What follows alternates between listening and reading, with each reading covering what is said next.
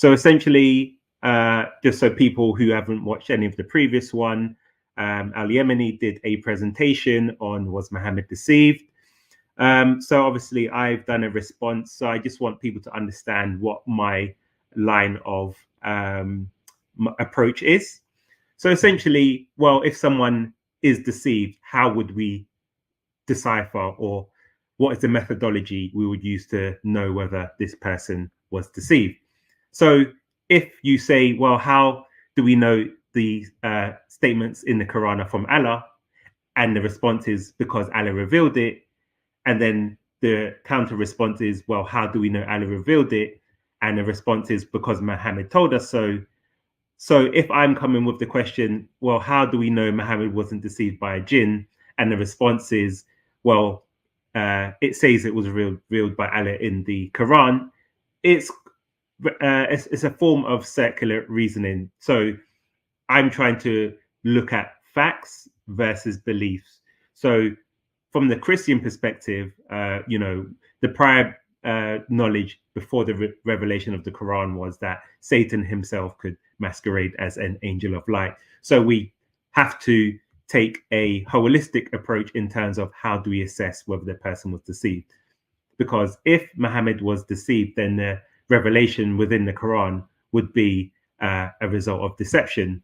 If Angel Jibril was the one who revealed the Quran to Muhammad, then everything in the Quran would be of truth. So I'm taking an approach of using an internal critique and an external critique. I know Al Yemeni's mentioned that the Quran does internalize some of the external critiques, but this would in itself still be an internal critique because it's using Islamic text. So in terms of if we're looking at an internal critique, some of the questions are, what is the internal evidence to show that Muhammad was deceived? So is there any information that indicates that he might have been deceived? Any sort of revelations that were revealed by Allah that if it seems to be contradicted, that might be a sense of Allah going against himself. So that was a form of deception where Allah promised something and it didn't come to fruition. So maybe that's evidence in itself of a jinn sort of deceiving Muhammad about some of the assurances he would get.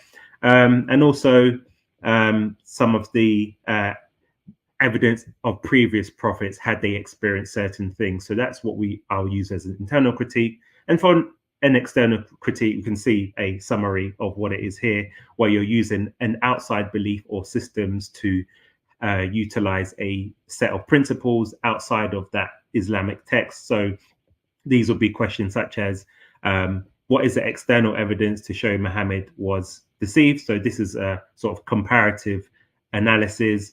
What are some of the, if Muhammad was deceived, then some of the internal evidence would need to be consistent with some of the external evidence for validation. So it's then looking at, in totality, both evidences to come to the conclusion whether Muhammad was deceived. So last slide. So essentially, if you look at this, so because Muhammad had a single revelation, that's where we would use an internal critique. But then, so if someone said, well, how do I know Paul wasn't deceived? Well, we've got, over 40 different witnesses, for example, who had over 66 books. So we would then compare that to see, was Paul's message in line with the previous prophets? So that's sort of the external evidence. So that's the approach I was taking in terms of using the external critique for whether there was a consistency with previous messages to see where there was if there was deception or not. So hopefully people will understand my approach and it's not too confusing. Okay, these were the last two slides, if I'm not mistaken, Paperboy. Which one? Are these the two last? Have you got any more slides after that one? No, that's just yeah. So, okay, so there's two slides, two new arguments that he's brought. Brother Yemeni, if you want to do a recap, maybe of something that you can. No. That's not. Those are not his arguments. He's just recapping over what his intention is. He does that at the beginning of every stream. So what we're going to do is actually continue from where we left off last time, and I believe it's this slide. Yeah, so we missed this one as well. This was about the Tawheed, about Zoroastrianism. So I did want to just quickly go over that because there was a sort of disagreement in terms of what monotheism was. So I thought this would be a good starting point. No, but we did cover this in episode 1. I think did we go over this one? We did, and we even had that discussion, and it came up in the Q&A about Zoroastrianism. Okay. Yeah, I thought we did cover this. Okay, yeah. That's fine. So let's go to where we actually left off from the last stream. So we did the preservation of You've the done Quran. this one too. You've done this one too. I'm sure you've done this one too. Yasser Qadi was mentioned, and I'm not sure, to be honest. I'm not sure if we actually covered this. I did mention we stopped at the preservation. The producer saw it like this. Yeah. The next one was the preserved Quran. We said we'll start new on this one. Yeah. Okay. No problem. Right. So do you want to explain this slide for me, and then we'll do our little 10 minutes. So this one, in terms of one of the evidences, you said, can Satan make such a guarantee if Muhammad was deceived? So the statement in the Quran, which claims the Quran is if the Quran is a product of deception, then this. So yes, essentially your argument was no devil has the power to ensure that the Quran was preserved throughout time. So if that was an evidence in itself, I believe, of the fact that Muhammad wasn't deceived. Yeah, so it's an argument to say he wasn't deceived. He couldn't have been deceived because over here, this is a falsification test as well. Right, this is part of the falsification test that I was mentioning with regards to its preservation. Now, the thing is, with regards to this, okay, first and foremost, do you agree that no devil has the power to do something like this? So, if to preserve something to on a godly level, where nothing in that could ever potentially happen could alter the text or the meaning.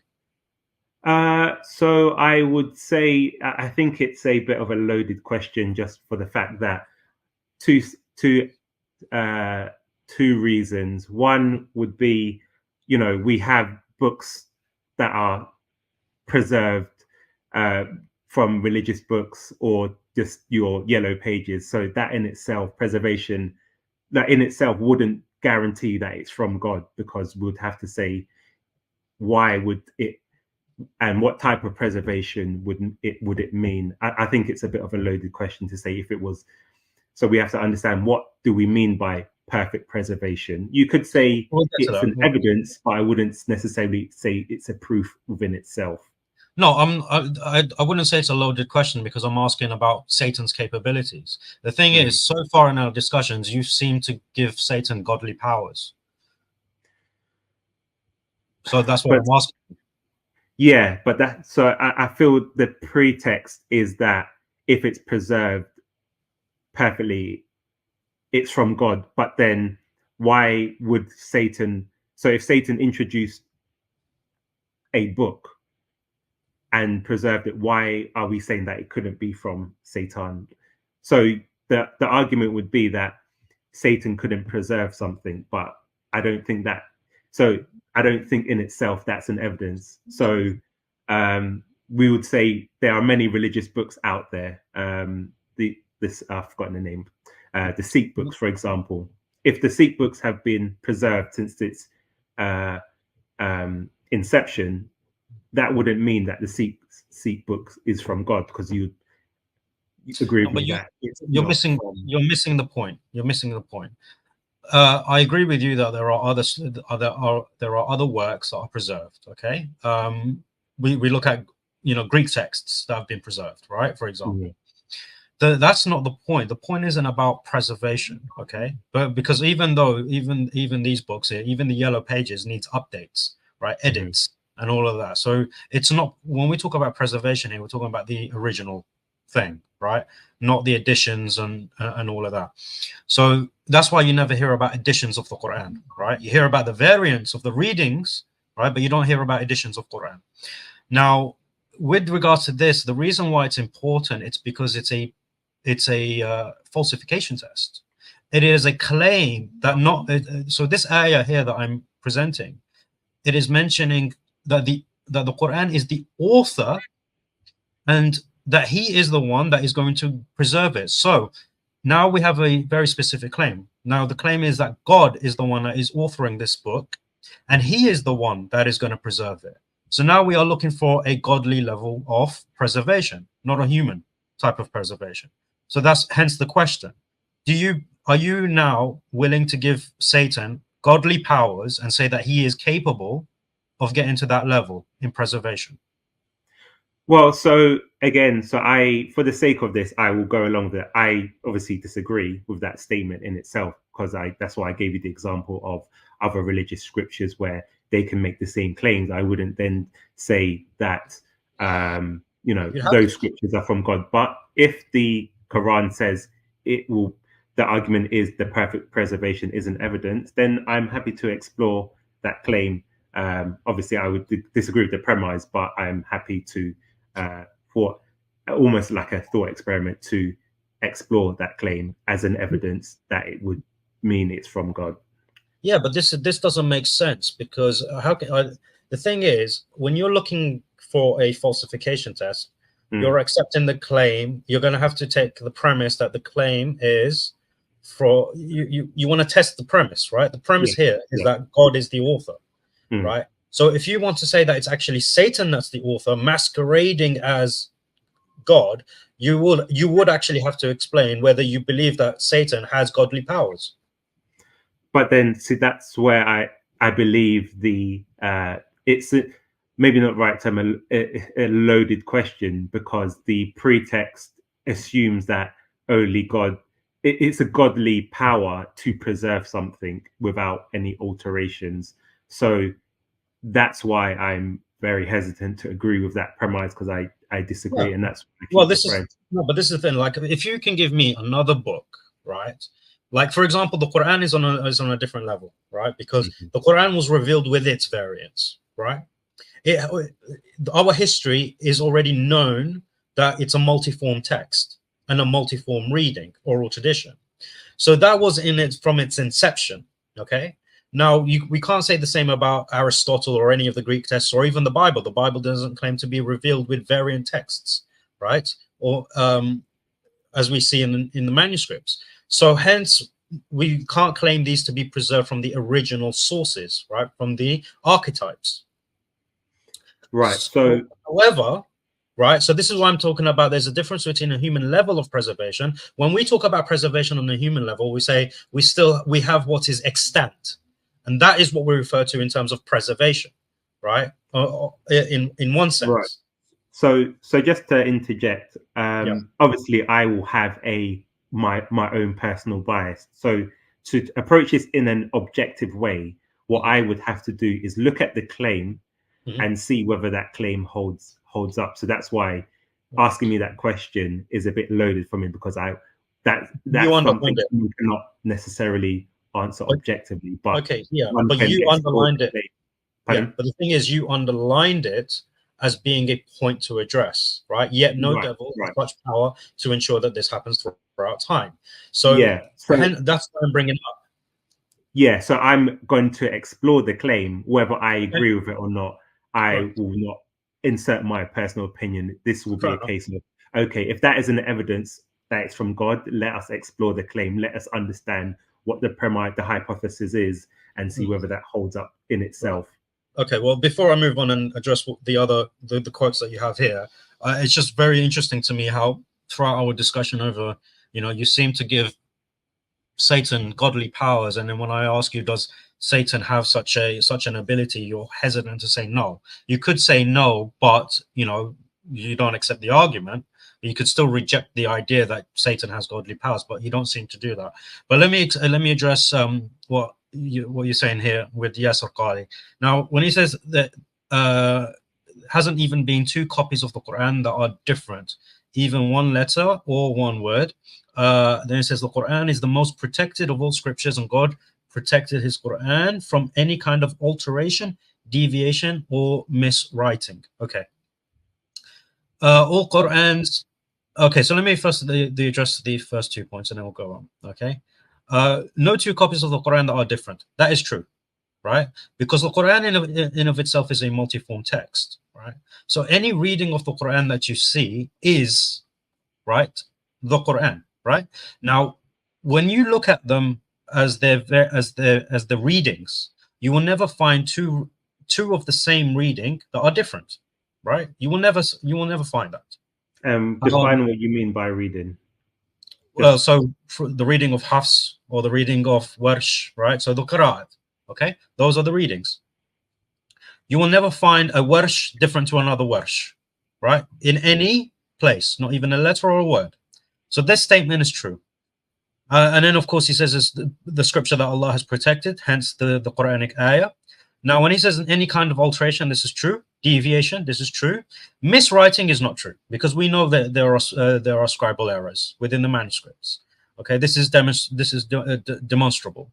However, it is not a change or an alteration, because when we compare the manuscripts of the Quran, we can see, for example, in the 7th century, the 9th century, and there will be an odd manuscript in the 8th century with a thing, but it doesn't affect the preceding or subsequent manuscripts. You see the corrections, right? So whereas to make a comparison quickly with the New Testament manuscripts, when you see a change, that change, we see it in future manuscripts, but that's not the case within the Quran. Now, miswriting, scribal errors, this is a human error, but the protection of Allah, this is beyond that, where he has these corrected. So in terms of the original Quran that was revealed, what in the what was revealed in its original form as it was recited by Muhammad sallallahu alaihi wasallam. Okay. That's what we're saying. So we're not even talking about an archetype or an original manuscript. We're saying from the source. Okay. From the source we have it. And that would be perfectly protected from Allah. Yeah, that's never been changed. Okay. Right. So wait, go back. Now let's talk about the next thing. So it says all Qur'ans, even up to our time, confirm letter for letter, word for word, the Uthman Mus'haf. Now, let me ask you here, because I think there's a huge misunderstanding amongst specifically the Christians when they discuss this topic. What do you understand of the Uthmanic Mus'haf? So I understand that Uthman compiled a standardized version. How many? And that's, pardon? How many? I believe, well, it was 1, and then he sent it out to different regions. No. And that's the mistake. See, the thing is, people think that Uthman commissioned one manuscript. There were 6. There was 6 manuscripts commissioned, right? Sent out to 6 of the regions. Okay. Now this is the history, and then you have the master copy, which is his personal Mus'haf. Okay. Now the reason why we see, and this goes into the qira'at and the differences, right? With regards to the rasm, right? The skeletal text in of itself. There are some variants where the skeletal text differs because there are different words. Now that is because it comes from those readings. The rasm of Uthman, he sent out 6 manuscripts, 6 masahif, out to 6 regions, right? And they contained the ahruf, right? And this is where the readings came from, right? The qira'at came from, and they are very closely related. So this is the history. So when he says with the Uthmanic Mus'haf, it's actually masahif, right? So this is why, if you're saying he made 6 different ones, was it wouldn't this have been a byproduct of what Muhammad had already established? Because This was, if he had gone through the Quran every year at Ramadan and then yes, twice towards the end on the with last year. Yeah. with Jibreel. with Jibreel, Mhm. then we know we had what's his name, Hafsa's Quran, which was by Umar. So Whoa, where say that again? so we had before Uthman, we had the Hafsa. the codex that Hafsa had, which Okay, was radiallahu anha, yeah. from which was Umar, from Umar's time. No, it was from Abu Bakr. Sorry, that's it. Yeah, Abu Bakr, the compilation. So we're saying Muhammad revealed the final standardized version to the companions. So then, where do we get Uthman then making 6? Right. Okay. Send out, So, because we already had that process established by Muhammad. No. So Rasul ﷺ recited the Quran in 7 ahruf, right? Now those ahruf he taught to various companions, right? Some companions he taught one, and to other companions he taught another, right? Was that in totality or partially? No, in totality. Right. So all the 7 ahruf have been revealed, right, and conveyed to the Sahaba. Now, what happened is, remember, you have to also remember the timeline. Abu Bakr, during the reign of Abu Bakr. So do we know the names of the Sahaba that he taught the complete version to? What do you mean, like all the ahruf at the same time? Well, yeah, you said that. That's not required. That's not required. Okay. No, but that's what I'm asking you, because you said there was a complete. I asked you, did he recite the Quran in full to the companions? You said yes. So I'm then asking on as a follow-on question. Yeah. Do we have the names of those people that learned the Quran in totality? What do you mean by in totality? Are you talking about like one Sahabi learning all 7 ahruf? Well, that would be the 140. Or various.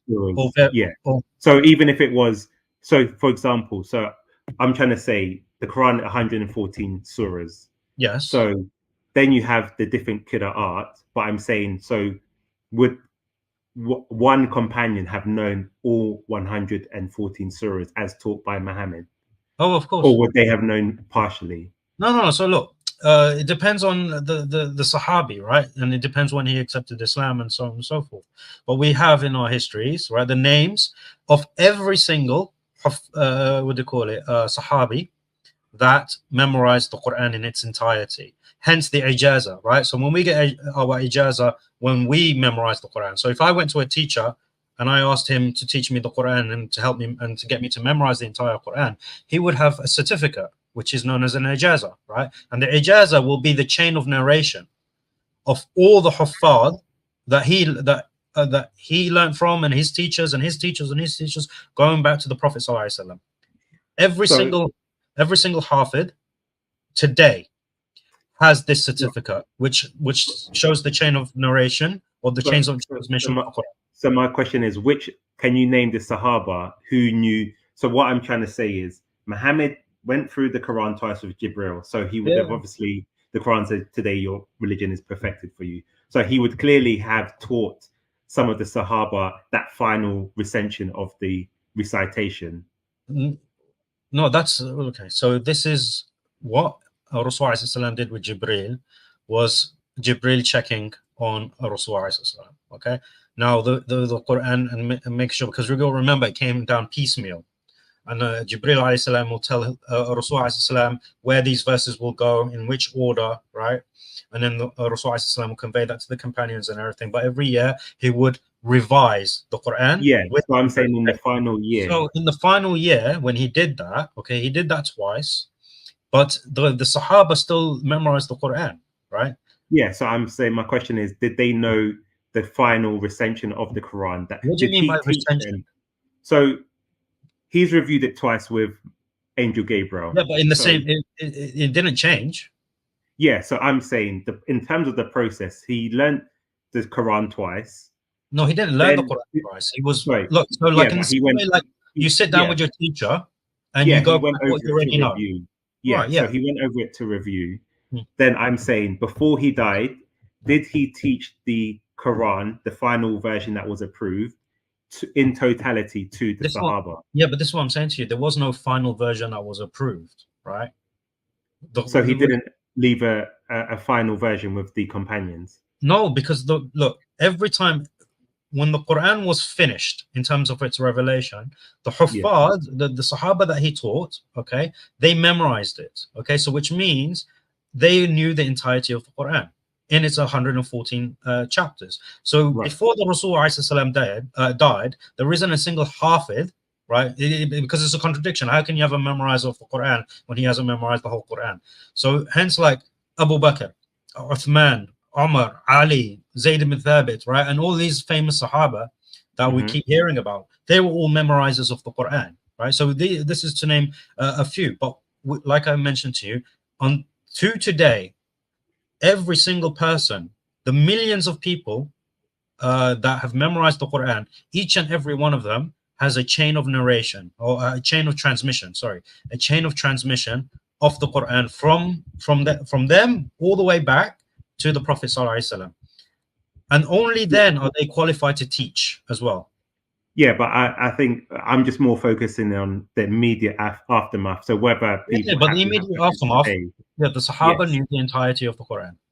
Okay, so in terms of the hadith where it says your Prophet said, learn the Quran from 4 people, including Ibn Masud, Ubay. I can't remember the other 2. So would those have been before? Yes, would those have been the 4 people, for example, who you could name who knew the Quran 114 surahs? Yeah. Okay, so if those are some of the people that learned the final version, why would Uthman? It's not a final version. It's not a final version. Okay, so, it's Quran. There's no version. There are no versions of the Quran. When I say final version, I just mean simply in terms of the one that was left to be given to the Ummah. So, in terms of when I say final version, it just means you're struggling. Hold on a second. You're struggling. There is we have to be careful with our terminology, right? Because we've got to remember the Quran is a multiform text, inherently. It's inherently a multiform text. Now, Ubay ibn Ka'b and Ibn Mas'ud, they had different, they were teaching the people in different readings as well, right? Which is why you see a tradition, right? From Ibn Mas'ud to Abu Amr, for example, right? Which is one of the Qurra, okay? And then, subhanallah, completely went out of my head. But you have these, they were reading different readings, okay? So the 7 ahruf were in circulation already. Okay. Now, when Abu Bakr radiallahu anhu, you have to remember the context of the time. When Abu Bakr radiallahu anhu compiled the Quran between two boards, right, making it a book. That was done in the Qurayshi dialect. Okay. Or in the harf, the first harf, right, essentially that was revealed to them. So that was his intention. Okay. Now the intention of Uthman radiallahu anhu was to ensure that the ahruf, the 7 ahruf, were preserved in the text as well as because now during his reign, so were those 7 ahruf in Hafs's codex? So that would have been the harf that was originally revealed, right? Because after that, it was during I think Ta'if, where Mikael and Jibreel came down, and he learned the other 6. Okay, so Abu Bakr's intention was to compile a harf of the Quran. Okay, and that was based on the Battle of Yamama, where people were being 70 were killed. Okay, and so they were in fear that the Quran or parts of it would be lost with the reciters who died. So therefore, it was copied into a hard copy, right? So then, how do we then go from that to Uthman? Engaging in a process to then send out 6 to the different regions? Let me explain. You have to remember that the fear this was simply a fear that the Quran could be lost, right? Because if they engaged in more battles and more Huffaz died. The reality is that that didn't happen, right? Hence why the compilation was even able to happen. And because the criteria as well was to have 2 written texts and 2 memorizers, okay? So that they, even though the committee themselves were memorizers of the Quran, but to make doubly sure or triple sure that they had it right, okay? Now this included the ahraf, right? People who have memorized their different readings taught by Rasul Sallallahu Alaihi Wasallam. So they would be the first recipients. Hence, 6 masahif were then commissioned and sent out to 6 regions. So just for time, that's why I'm just interjecting. So in terms of the Quran that Ibn Masud had learned from the Prophet, do we find that today? Because if he was, we do, and we find we don't. So we find all the verses that he had. The Qur'an. Yes. So in terms of the verses that he learned from Muhammad, we still find those today in the Quran that we have. So it was all incorporated into the Uthmanic text. So why was there disagreement between Ibn Masud and Uthman if it was only regarding his personal copy? Ibn Mas'ud didn't want to forego his personal copy. That's all it was. So you're saying his personal copy was exactly letter for letter, word for word, the same as the Uthmanic Razm? Yeah. The only difference is in his Mus'haf is that he did not include 3 chapters, right? Sorry. No, it was Ibn Mas'ud that had 2 additional, which Christians unfortunately think is actually 2 additional chapters. They're not. They are actually qunut, right? Well, so they are prayers. So that's all he had, and this is not uncommon, right? Many people who had their personal copies would put down additional material into their masahif, and that is the exact reason. Hold on a second. That is the exact reason why Uthman radiallahu anhu had them all burned, because what he didn't want to happen is that people's personal notes get transmitted and people start thinking that it is part of the Quran when it's not. So in the case of Ibn Mas'ud, for example, if Ibn Mas'ud left his qunut in his own personal copy and his personal copy was then distributed amongst the ummah, there could be a time where the qunut will be taken as Quran because it's in his personal copy, even though it's not. In the same way that we had 1 John 5:7, right? Where it was in the margins, then it was put into the text, and then at some point people started to believe it was part of the biblical text, and then only after textual criticism it was proved. Just to interject, so there's problems with that statement because one, we know that there, in terms of the dispute with Ibn Masud, we know his students utilize his codex for there's evidence up to 100 years, and 2, we have, for example, the Sana manuscript, and the analysis of the Sana manuscript shows that there's the undertext, which is pre-Uthmanic, and that was different from the Uthmanic version that we have. So in terms of some of the which Uthmanic, no, see, this is the thing, what they are comparing it to is the master copy, right? So Uthman's personal Mus'haf, that is what they're comparing it to. Well, that's the Quran, the Razm that we use today. So this is the thing. Uthman's personal copy was in which harf? The Quraysh. The Qurayshi harf, right? Ibn Mas'ud's reading is different to that. Right. So I'm saying hence the differences. Hence the differences. Yeah, so I'm saying with the Sana manuscript, it doesn't correlate in totality to what we have today. But scholars will agree that this was the scholars. Yeah, that's fine. But the scholars also acknowledge when they studied the palimpsest is that none of the variants are actually unknown to the Muslims. We know those variants because we find them in other readings, right? Well, so they're not in the 7 canonical readings that are utilized today. Right. So most canonical will be again an incorrect term. from 7 that Ibn Mujahid, right, Sab'a al-Mutawatir, right? That's what you would say. The 7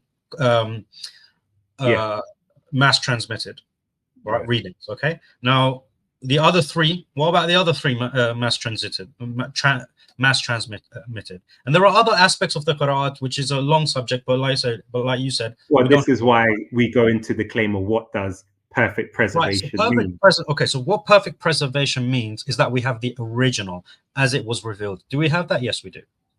Original in what sense? In the copies that we have today, or as that what is somewhere lying within Islamic?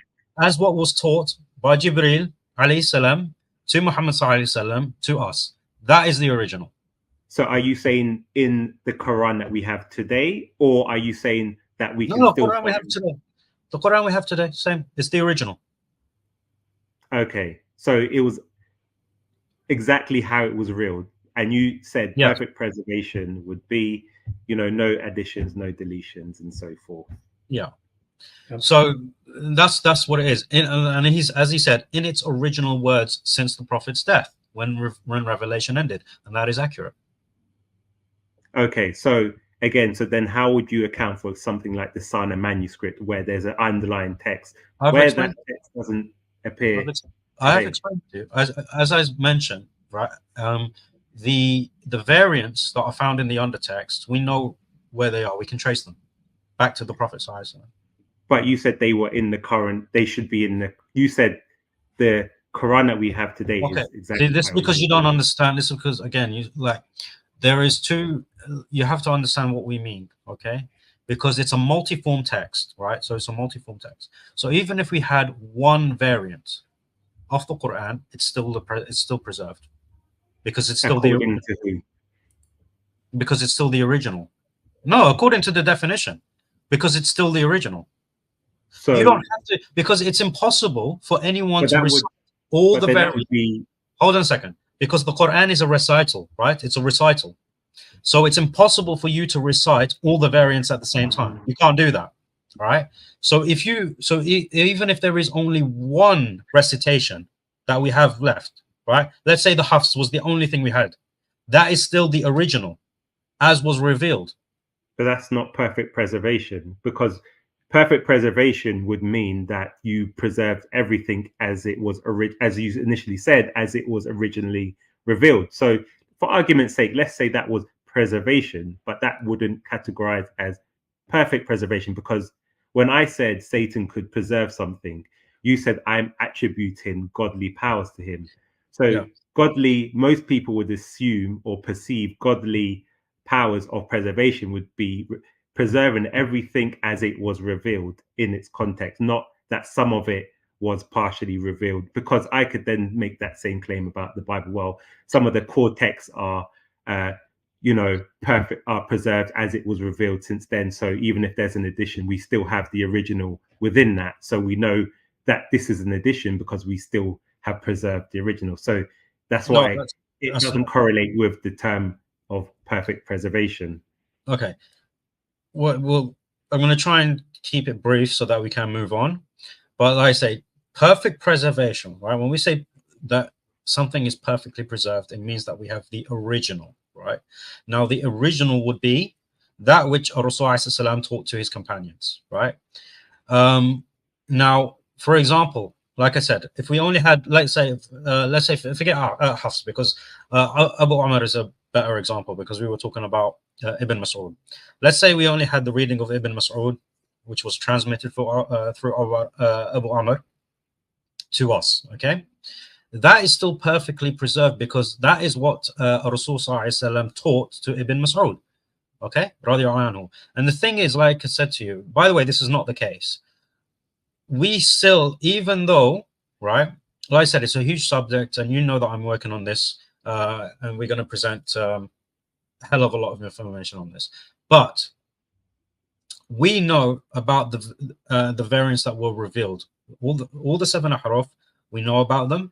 We know about the readings of the Quran, and we can trace every single one back to the Prophet today, whether they are being read or not. Right. The point is, we still have it.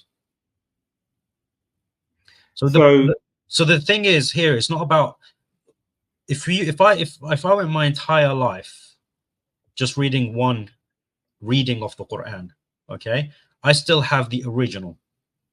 That's the point.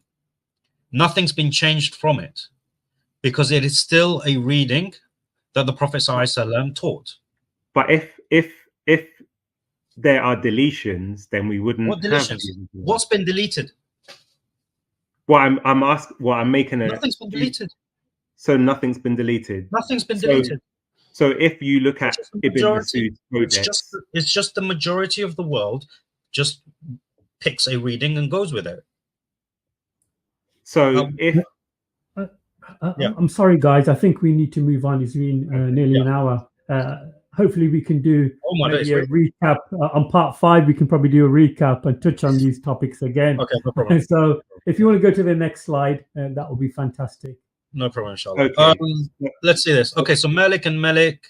Yeah, so I'll just explain this. So this is from EVQ. This is a website developed by Shady Nasser as by Harvard. So it's an encyclopedia of all the variant readings of the Quran, and this is from manuscripts and that are stated within the Islamic sources.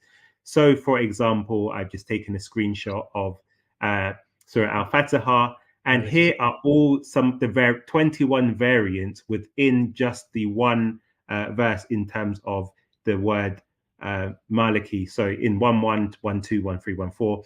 So the way this website works, anyone can go and have a look at it. Where it's black, it's consistent.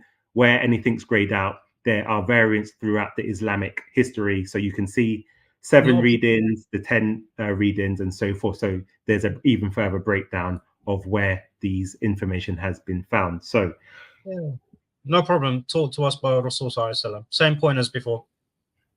So you're saying all of these were taught by Prophet Muhammad? Yeah, because we wouldn't be able to deviate from it. Well, that can't be true, because if you look at GR, these are where there's grammatical errors. So Mim 7 is a typo. So that couldn't have been taught by Muhammad. And no, hold on a second. There's a difference between a reading and a what do you call it, a scribal error. I'm talking about readings. So which readings were taught by Muhammad? A typo is just a scribal error.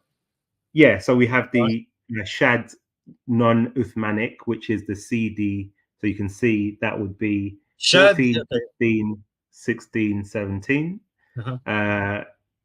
So are you saying these would have been taught by Muhammad as well? Right. So there's two aspects of shad, right? Some of them are inauthentic, right?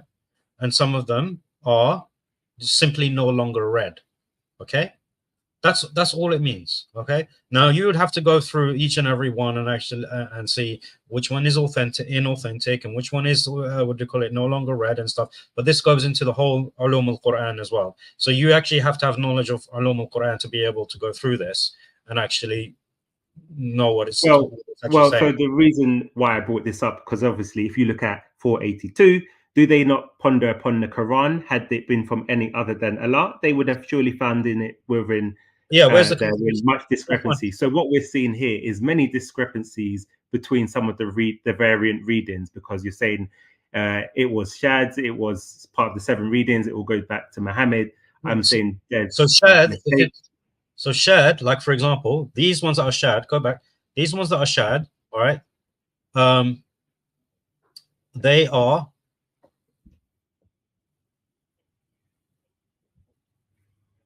Let me have a look at these. So what I'm just trying to, so this for the audience. So we have the premise, and that's why I said objectively, if we're looking at perfect preservation, then look, where it says, look, so where, for example, right, where it says gives ownership, right, this is not part of the this is an inauthentic reading, whereas the other ones, Meliki, where it says king, that is, those are no longer read, basically. But we know, but the thing is, but just to show you how deep the preservation is, even though they are no longer read, we still know what they are. So in terms of, we know what is inauthentic.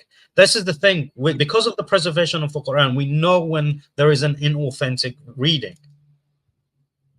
Well, not necessarily, No, and no, that's no, we why do. when you We look do. through Islamic literature, so in terms of the popularity of some of the Qira'at and so forth, there were different methodologies that were used as to accepting what went back to Muhammad. It wasn't necessarily chains of narration, for example. It was sometimes based on the popularity of a reading. So there seems to be much No. discrepancy in terms No. of. Okay, no, that's not true. That's not true. It's always been about the so there's a couple of things here, right? It was about the chain of transmission and the Arabic language, right? So the Arabic language is important here. Hence why you have the grammarians, right, that were speaking about, you would have them heavily involved in ulum al-Quran, okay? Because the Arabic language was very important.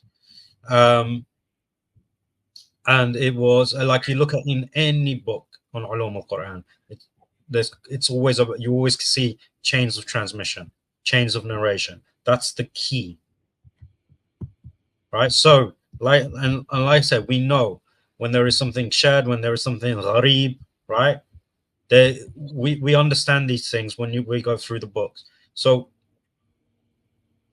what we have, so the readings, like I said, this table is actually showing you that we know the Quran so intimately that even the readings that are no longer read, we still know, we still know what they are.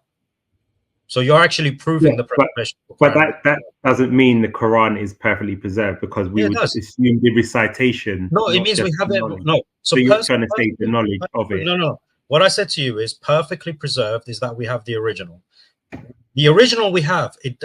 Just because there are readings that we don't read, for example, or are not popular, that doesn't make it any less perfectly preserved.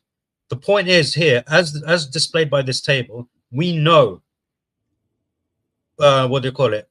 Even, you know, we know that the we know that. What do you mean when you say by the original? Just to be clear, what was recited by Rasul Sallallahu Alaihi Wasallam,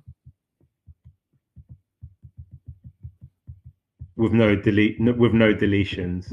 Yeah, no deletions, no alterations, none of that. But all right, let's move on, because this is, like I said, we've already covered this with the previous slide as well. So here I have a slide of an example of some deletions. So yeah, I tell you guys, we do want to learn. We need to learn from the first claim that you bought. That what we're doing, there's 3 examples. I think we should have 10 minutes max on each example. So it's half an hour. Otherwise, it will just go on. You know, if that makes any sense. I don't think we don't need it. What do you call it? But I'll just monitor it just in case. Yeah, but just because all of these 3 are hadith, are they during the lifetime of Rasulullah or after his passing? What do you mean? These narrations, right? Are they talking about during the lifetime of the Prophet, peace be upon him, or after his passing? This would be, I presume, during his lifetime. Right. So there is a concept in the revelation of the Quran called abrogation, right? Okay. Right. What does Allah say regarding abrogation? So Allah says, if we don't cause something to be lost or forgotten, unless we bring something similar or something better. Yeah. Okay. So that's what he says in the Quran, and there are 3 forms of abrogation. What are they? So in terms of abrogation, there are 3 forms. Abrogation. There's the legal rulings. I can't remember the. Okay. Off the top of my head. You can have. Oh yeah. So there's naskh. Naskh is abrogation. Right. Right. So there are 3 forms. Legal status. Okay. You got to be specific. Yeah, go on. I'll let you explain. Right. So you can have the ruling and the verse removed, right? Right. Abrogated, right? Done away with. Now you can have, so that's, you can have both. Then you can have the verse remaining, but the ruling abrogated. Or you can have the verse abrogated, sorry, the rule. I mixed it up. So the first one is both being abrogated. The second one is the verse remains, the rule or the law is abrogated. And the third one is that the law remains and the verse is abrogated. Those are the three types. So let me just skip forward just quickly, just to. So this is just because of these examples that you have, I'm trying to make up the time that we spent on the last couple of slides. So to briefly say to you, right, if you want to show there was deletion of the Quran, you would have to provide a hadith or any Islamic literature that shows that the Quran was lost after, right, the Prophet's passing. So that what the companions were reading at the Prophet's passing, some of that got lost. That's what you have to prove. None of these three examples actually shows that. Well, this I can do that, but this clearly shows you this is what they were. Huh? Then do that, because deletion of the Quran. That's why I said let's skip this.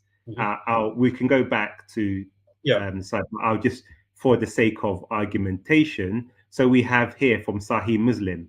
So it says Sahih Muslim 1452a.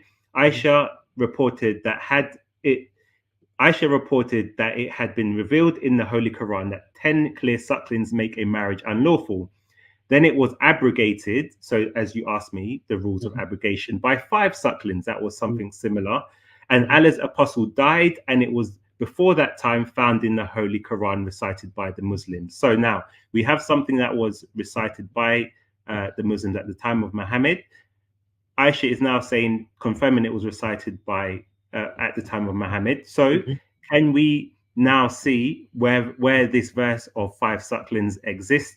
And if you say it was abrogated, can we see a hadith or some sort of confirmation from one of the Sahaba that says, yes, it was abolished or abrogated or what? Because currently this fits the criteria that you gave me, that you asked. Yeah, no problem. That's fine. It's not a problem. So when she says, first and foremost, a Sahaba or a Sahabi, what do you call it? There isn't a closer Sahabi to the Prophet ﷺ than his wife, right? She's his closest companion, right? So she's actually telling you it was abrogated. Now, when she said that, what do you call it? After he died, it was found in the Holy Quran with the Muslims. You have to remember something. It was every ayah was scribed, right? And the news didn't reach every single Muslim, right? So this is what I'm saying to you. Yeah, but where's the evidence that it was abrogated? Okay, so you're saying you're making a claim, but I'm asking for the evidence. Yeah, no, it fits one of the 3 criteria. In terms of the suckling, you won't find the verse because the verse was abrogated, but the ruling remained. This is one of the forms of abrogation.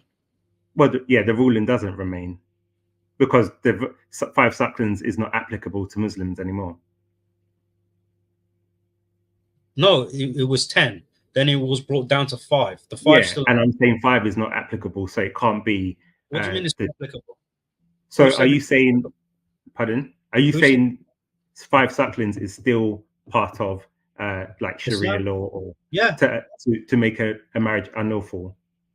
Yeah, but there's a specific ruling for it. It's not for adults. It's so you're saying regarding what do you call it? The young. Yeah. So are you saying if we were in a Sharia compliant society, that this verse, it's still applicable? That there would still be okay. The ruling is still applicable. I thought you knew this, man. I thought you knew that this ruling is still applicable, but the verse is not in the Quran. So you asking me to find the verses. We know that the verses have been abrogated from the Quran, but the ruling remains. This is not a good example. Then you have over here about the 200 verses again during the lifetime. Okay. What do you call it? Because those were abrogated, right? Those verses were abrogated. Yeah, but so just to stick with the 5 sucklings one. So do we have, because what it seems to be is that in terms of the keeping the ruling, That only started to apply from the verse of the stoning, but we don't actually see that's something that was communicated. That's not true.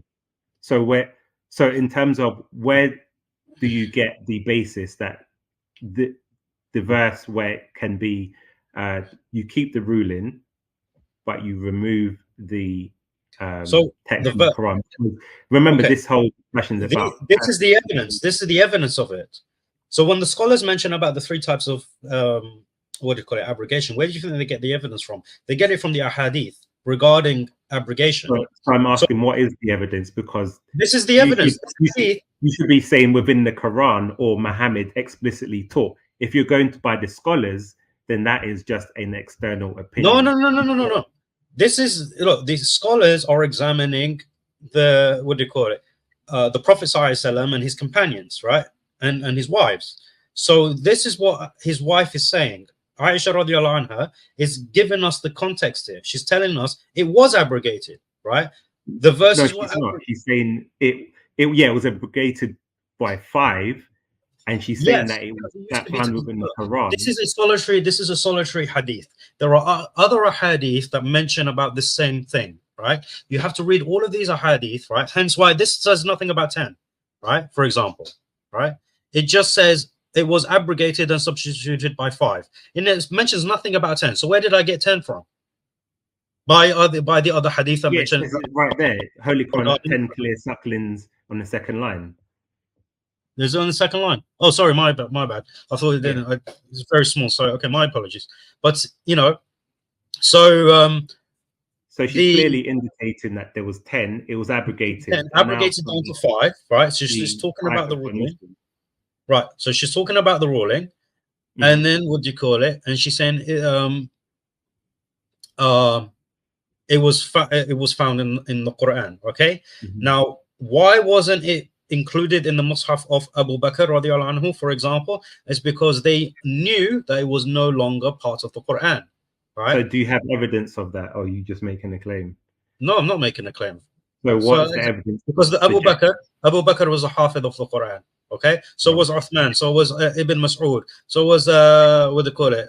But is there none of them, hold on a second, none of them included it, none of them included these verses in the Masahif, and none of them recited it, right? So now when it says it was like I provided the evidence, can you provide me you're asking me to provide source?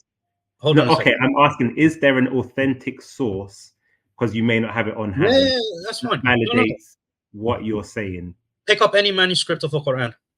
No, I'm saying in terms of a hadith that explains what you're saying, not saying, well, because they didn't recite it, therefore that's almost like equivocated. I'm asking for clear-cut evidence from a hadith where Aisha expands, or one of the other Sahaba expand and say, actually, we stop. That's not how evidence works. If you want unequivocal statements for everything, I mean, you're going to put yourself in a very bad place if I decide to use that criteria on you, right?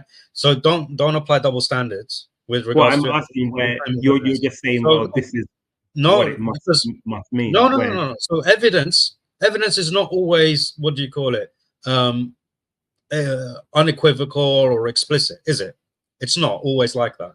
So what I'm saying to you is that the Muslims at the time, those who knew the Prophet ﷺ, they did not recite it, they did not scribe it, okay, in terms of the official manuscripts, right? Whether it was in the Mus'haf of Abu Bakr or in Sahih. But I can just also use, for example, you have to know. Hold on a second. You're saying it's reasonable, but I'm saying, for example, during the Battle of Yamama, how do we know the people that died weren't only 70? How many companions were there at the time? So, but if there was only 70, about 100,000 Muslims.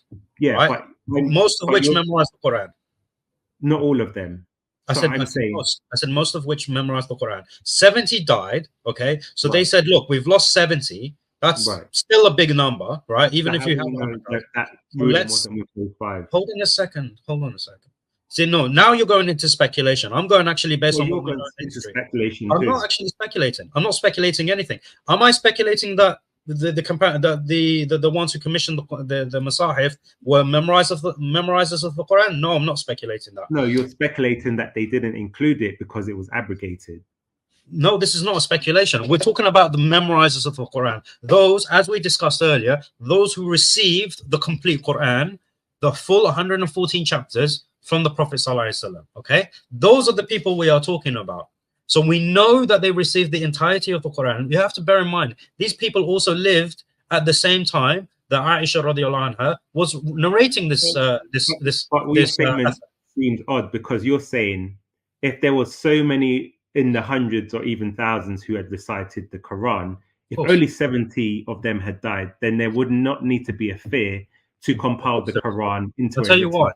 I'll tell you why. Because the Muslims, we safeguard everything. This is why, even when it comes to our belief of shirk, for example, we were playing chess on Sunday, right? What was it? Today's Tuesday. 2 days ago, right? And some of the Muslims were in the chat and they were like, "Oh, you know, chess is haram. We're not supposed to play chess." Do you know what the reason is? Do you know why that ruling exists?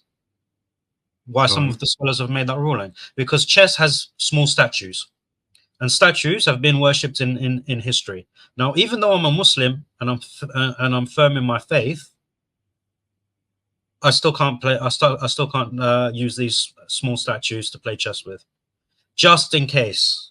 Just in case, you know, Satan King tries to get through to me through chess and gets me to start worshipping chess pieces. That is the level of care that Muslims have with regards to their religion. Likewise, and we got this one. That's also equivocation. I think you're imposing something that we're looking at the evidence. So you're giving me a belief. I'm not giving you a belief. Okay. We're in that stage where we're talking over each other, all due respect. Let's, 30 seconds at least or a minute each to have your argument, and then so the argument. Let me just finish. Go ahead. Yeah. So I'm just going to finish my statement. I'll tell you why it's not a false equivocation, because it's showing the level of care, right? So something that seems so far-fetched, we would still think of it as a potential issue. That is the point I'm driving at. So that for the Sahaba in the case of Yamama, 70, even though it's a small number compared to the amount of companions that were alive at the time, even though it was a thing that would be rare to happen, that we would lose the Quran, they still took the precaution to still have it compiled into book form so that it can be taught. So what I'm saying to you is not of speculation. We know that these people were not only memorizers of the Quran, but they met Aisha radiallahu anha. They are aware of her statement here. Now, and she's aware of what they recited. So if she thought that those verses should have been in the Quran, we would have a narration by her saying as such. Because there are narrations, okay, of the disagreements between the Sahaba. So if she had a disagreement with regards to it being scribed by Abu Bakr and by Uthman, because she was alive during both of their reigns, right? She would have said something. Okay, Paperboy, if you want to respond, you can have a same minute. Go and respond. Okay. So clearly, in terms of what Al Yemeni has done, he's not given any evidence at all. So I brought him the clear evidence that says that there was a verse that was abrogated. It was being repeated and recited at the time of Muhammad, and this is what he asked me to provide. He himself has not provided any evidence. It's just pure speculation. So if we look at the quote on the left where it says, lurking behind the sentiment is the Quranic manuscripts, for example, act as a sensitivity to Islamic reverence to the Quran and claims that it's God's eternal speech. So he then says, this continuous oral transmission has prevented textual corruption. This is what Al Yemeni is arguing, saying, well, there's no hadith that says that affirms that, but there's also no hadith where the companions confirmed that this was abrogated and then the ruling was kept and the text was discarded. He's not provided any evidence. And so clearly what I'm trying to highlight here in terms of when we look into the claim of perfect preservation, it gets very murky because we're now getting different contradicting claims, and these claims aren't even backed up by evidence as well. It's just sort of aspersions onto what most likely would have happened. So again, I provided the evidence where we're missing verses, because he says we have the original. If this verse of 5 sucklings was in the original, this is a deletion, it's gone missing, and there is no sufficient evidence that can explain why it's not in there. It's just appealing to what he thinks might have happened or probably did happen, but without actually providing evidence. Okay, Yemeni, 1 minute to you if you want to respond to that. Yeah, well, I mean, it's not speculation at all. As I even asked him, what did I actually speculate in? He wasn't able to say anything. I actually used the very hadith he presented as evidence to showcase this. And as mentioned, there is abrogation. All the examples that he provided are evidences of abrogation, which is known to us. It was known to the Sahaba. And this is why they're commenting as they are commenting, right? They are not saying that these are lost, right? None of them are saying that these are lost verses. They are simply saying that they are not there anymore, okay? Because they are no longer meant to be recited, and this was clarified to them by the Prophet ﷺ. So Aisha radiallahu anha is making a distinction between during the lifetime of Rasulullah ﷺ and what was the final revelation, okay? As it was meant to be recited and memorized by the people. That is what she's doing, and that's all he's providing. I'm looking at, by the way, I'm looking at Al-Itqan fi Ulum al-Qur'an, and I can't find this quote because it says volume 1, page 84, but I'm guessing it's because you're taking it from some, I don't even know if Ulum al-Qur'an is actually, Al-Itqan fi Ulum al-Qur'an is actually translated, or if you got this from somewhere else, because I'm looking at page 84 on here, and I've looked in the previous pages as well, and I can't find this this passage. But then again, this is me looking at it very quickly. Did you get this from an online source, or is there an actual translation of the book? For which one? From a Suyuti. Is there an actual translation? Did you get this from an actual translation of the book, or is this extracted from an online source? This one is utilizing a source, an external source. So I didn't get it from the direct. Not from the book. Some of it has to be translated. Yeah. So well, that's the thing. Like I said, I have the book here. This is it. I'll get the. I can. So if you can get the actual source, then we can have a look at it, because we have to make sure that we're not just taking excerpts from any online source, especially when it's when it's from a book that we don't that's why I'll be able to find it, because I've got I actually do have the English translation, but I'll find the source if we do get to do another one, or no problem, because I always know that my claims will be checked, so of course I have to. I always try to verify anything that I utilize. So this one, so we just gone backwards. So this one is where I highlighted the quotes from Yasir Qadhi behind the scenes. So here I'll read it out to you. So he basically, the first one, he says, how can we understand the Quran as being Kalam Allah when there are clearly some human aspects to it? Haitham Sidki, who is one at a time. Okay. So in the two boxes that I've highlighted, so he says the preservation of the Quran cannot then be letter for letter, takshil for takshil narrative that later scholars verbalize and the Muslim Ummah is taught, not just at the Sunday school level, mind you. Rather, the preservation must therefore be interpreted in another manner. And then he says, fact, as per previous paragraphs in this second interpretation, the recitation of the Quran clearly has some human elements in it, far from the faux pas to the Ibjaha. I can't pronounce that. And then he says there are some human aspects to it. Well, like I said, first and foremost, yes, the Qari is not an authority on the Quran, okay? On Ulum al-Quran. That's the first thing. So I couldn't give a damn what he says, right? And no Muslim that takes this subject seriously will also give a damn about what he says regarding the subject. And like I said, I have the books where the evidence show contrary to what he's actually saying. So tashkil, for tashkil, yes, that is exactly the same. Like I said, pick up any two masahif, right, or manuscripts that have tashkil, and you would see they're the same in terms of their readings. Well, and I think an important thing is because the claim which I showed initially was that most Muslims believe there is one single reading of the Quran, which every single Quran. But so just to clarify, so in terms of there's two aspects. One, that we do know that there are different variant readings and differences within some of the different readings. Yes. And also, I don't want to go back, Paperboy. I don't want to go back because we've gone through those slides, and I do apologize if I sound a bit rude, but just like I don't want to go back. Let's go forward.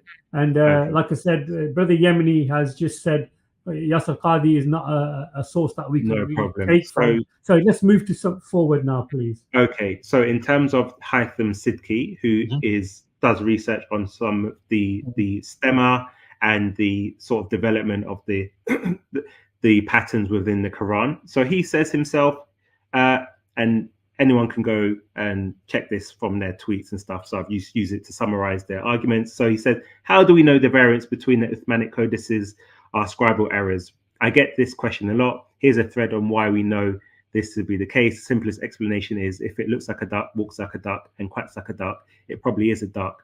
There's some other academics who have quoted on their quotes. So in terms of why he came up to this conclusion, and I will give some examples, is that, for example, he explores the what people say are the different readings, where they say is regional readings, and he's looked at the stemmers and he's looked at how does that correlate with the readings. So in simple terms, if I had a book of Harry Potter and in the English variant it says underwear, it says trousers, for example. Stop. It's a false analogy. It's a false analogy. Look, the second aspect, right, is regarding scribal errors. I've already told you, yes, there's evidence of scribal errors. That's not a problem. Okay, so in terms of what they're saying in terms of scribal errors is that it's been incorporated to some of the readings. Well, that's where... That's not true. That's what his point is. Yeah, so that's not true, because it's very clear. How do we know the variance between the Uthmanic codices are scribal errors? That's the question, and he follows with the answer. So it's not a case of, oh, there are scribal errors in discontinued or manuscripts that we disregard. The claim is what is the origin of some of the variant readings that we have today. So that's why if you look at what his statement is, and the response is in response to that. Right. This is actually from a textual criticism point of view, right? Disregarding the oral tradition, which is our main mode of transmission of the Quran. Okay, so as mentioned, scribal errors, yes, but how do we know they haven't been incorporated into the variants? Because of the manuscript tradition. The manuscript tradition, right, shows that we can easily tell that there's a scribal error, because when we examine several manuscripts of the same century, we see a consistency amongst the manuscripts, and then we see a mistake here and a mistake there, right? But then it gets corrected. So that's something different. So no, I think that, for example, what you're alluding to is the work of Daniel Brubaker, where he identifies, okay, in this manuscript they put Allah and this one didn't. And yes, in some of those cases, but Haitham Siddiqui is talking about the variance in itself, not just sort of comparisons of manuscripts. Yeah, but the manuscripts would have the variance. Yes. Right. So those were incorporated. So it wasn't. So your answer was that they corrected it later on. These variants, they've not corrected it later on. And as I was saying about the Harry Potter, because that's why I put the statement from Martin Van Puyen, where he says there are eclectical mixes of different linguistic features thrown together in a very artificial manner. This is so what. Yes, but what the argument is, and this is sort of reflected in Haitham Siddiqui's work, is that, and just so the audience understands, so if the Quran, for example, the variant was for a dialect, because we mentioned the Qurayshi dialect in terms of the Uthmanic Codex. So if you had let's say, Harry Potter in the English dialect, and every time they refer to trousers as trousers, if we had the same Harry Potter book in the American dialect, it would use pants instead of trousers.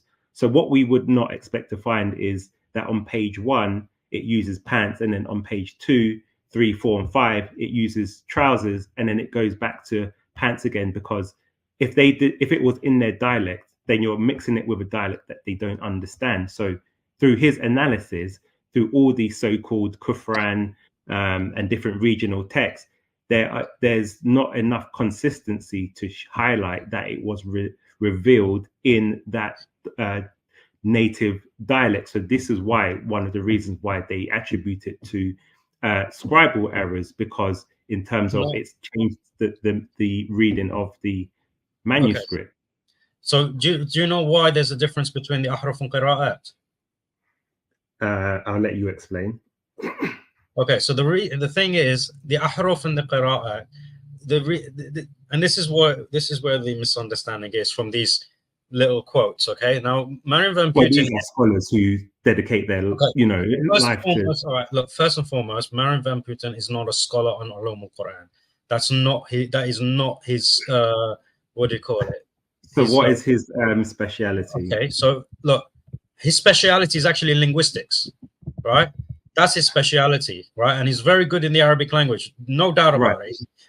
So if he's reading the variants, however, he is not what do you call it? Someone who has taken ulum al-Quran as a field, right? He doesn't claim this himself, right? He doesn't claim to have taken ulum al-Quran as a field.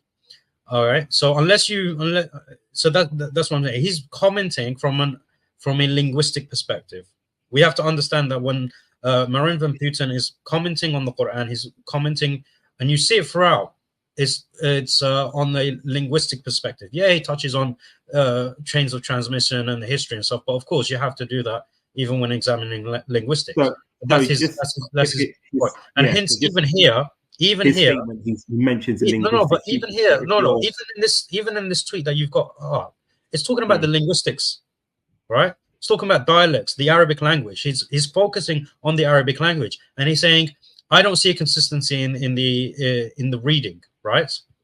And I feel like it's just been thrown in. Everything's been chucked in. But the qira'at isn't a single, is not a harf. A qira'ah is not a harf. There is a distinction between them. Hence, and that explains why he's thinking this way, right? But that is another topic, right? To explain the difference between the ahruf and the qira'at. So we just need to understand the context in which people are speaking. This is not by any means saying that it is what do you call it, not preserved, right? In fact, nothing in Marian Van Putten's tweet here says that it's not preserved. He's just talking from a linguistic perspective. That it seems like it would indicate that it's not preserved, because if something has been done artificially, or there are human elements to it, that means that human element would not have been in the original. So therefore, it couldn't have been preserved, because, as you asserted in your original statement, additions and so forth, changes. But that's the thing. Where are the additions? That's the question I asked you. Where are the additions? Yeah, so we'll get to that. But in terms of just looking at these statements, so variants that they're saying are scribal errors in terms of their analysis. So obviously I provide examples sort of as we go along, but just looking at this slide. So this is from their analysis in terms of the conclusions that they're drawing. No, these are not conclusions. Oh my days. at the end, look, you have to bear in mind, first and foremost, you have highlighted an email and 3 tweets of these individuals, right? You have not presented the conclusion of a thesis, right? Or for example, right? Or anything academic, right? These are things, they are expressing their opinions in the limited character that they have on Twitter. That is not a good place to start with in terms of presenting something from academia. That's the first thing. Secondly, you have to have knowledge on the subject to be able to contextualize these tweets, right? Hence why I mentioned to you, this is referring to, there's a difference between the ahruf and the qira'at. I know where he's coming from, right? But so what is that difference between the ahruf and the qira'at? Because according to al-Suyuti, there are basically any scholar you ask will have a different opinion from someone else. No, that's also not true. Okay. Well, he gathered the opinions of the scholars. When you go through these books, right, the scholars discuss, right, they highlight discussions that have been made in the past, right? But if you actually look at what the scholars themselves say on the matter, you'll see that there is a general consensus regarding this. Okay. So do we have a statement in the Quran that tells you what the difference is? No, because that's not okay. Do we have a statement from Prophet Muhammad telling us what the difference is between the two? No. Okay. So the opinions that we're going to is speculation. No.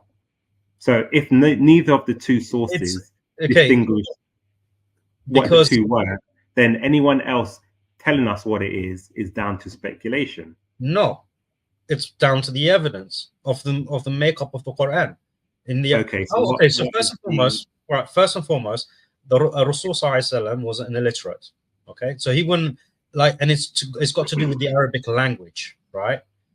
Yeah, but illiterate doesn't mean no. Yeah, of course. All right. So this is the thing. All right. Secondly, the Quran of itself is not there to explain its makeup, right?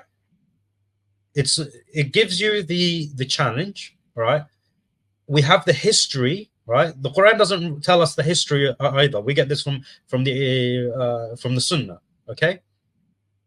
So the very concept of the 7 ahruf is from the Sunnah in of itself. We don't get it from the Quran, right? Because it's a historical thing, right? It's not meant to be part of the Quran. What is part of the Quran is the recitation in of itself. It's the 7 ahruf in of itself, not the explanation of the 7 ahruf. However, okay, like I said, this is a subject to go. If I had to sit here and explain to you the discussions, the myth regarding the 39 different explanations of the 7 ahruf and what the consensus is and stuff, like this is something I'm doing behind the scenes, and you already know about this. Right now, this is not the topic, right? But what I'm saying, to you, it's hard to be, it's hard to give this in a brief way when it's such a deep topic, right? And especially to try and contextualize this explanation in the context of a few tweets. So this is what I'm saying to you. No, yeah. So all I can say to you now, for the sake of time, and for the sake of the fact that neither you or the majority of the audience actually is aware of ulum al-Quran with regards to the qira'at, it's just going to take too long. Yeah, so clearly, again, so that's why I asked. So Paperboy, if you want to wrap it up, I think we can move on. Yeah. So all I'm going to say to you is that Yasser Qadi, don't care about him. All right, scribal errors, we acknowledge that.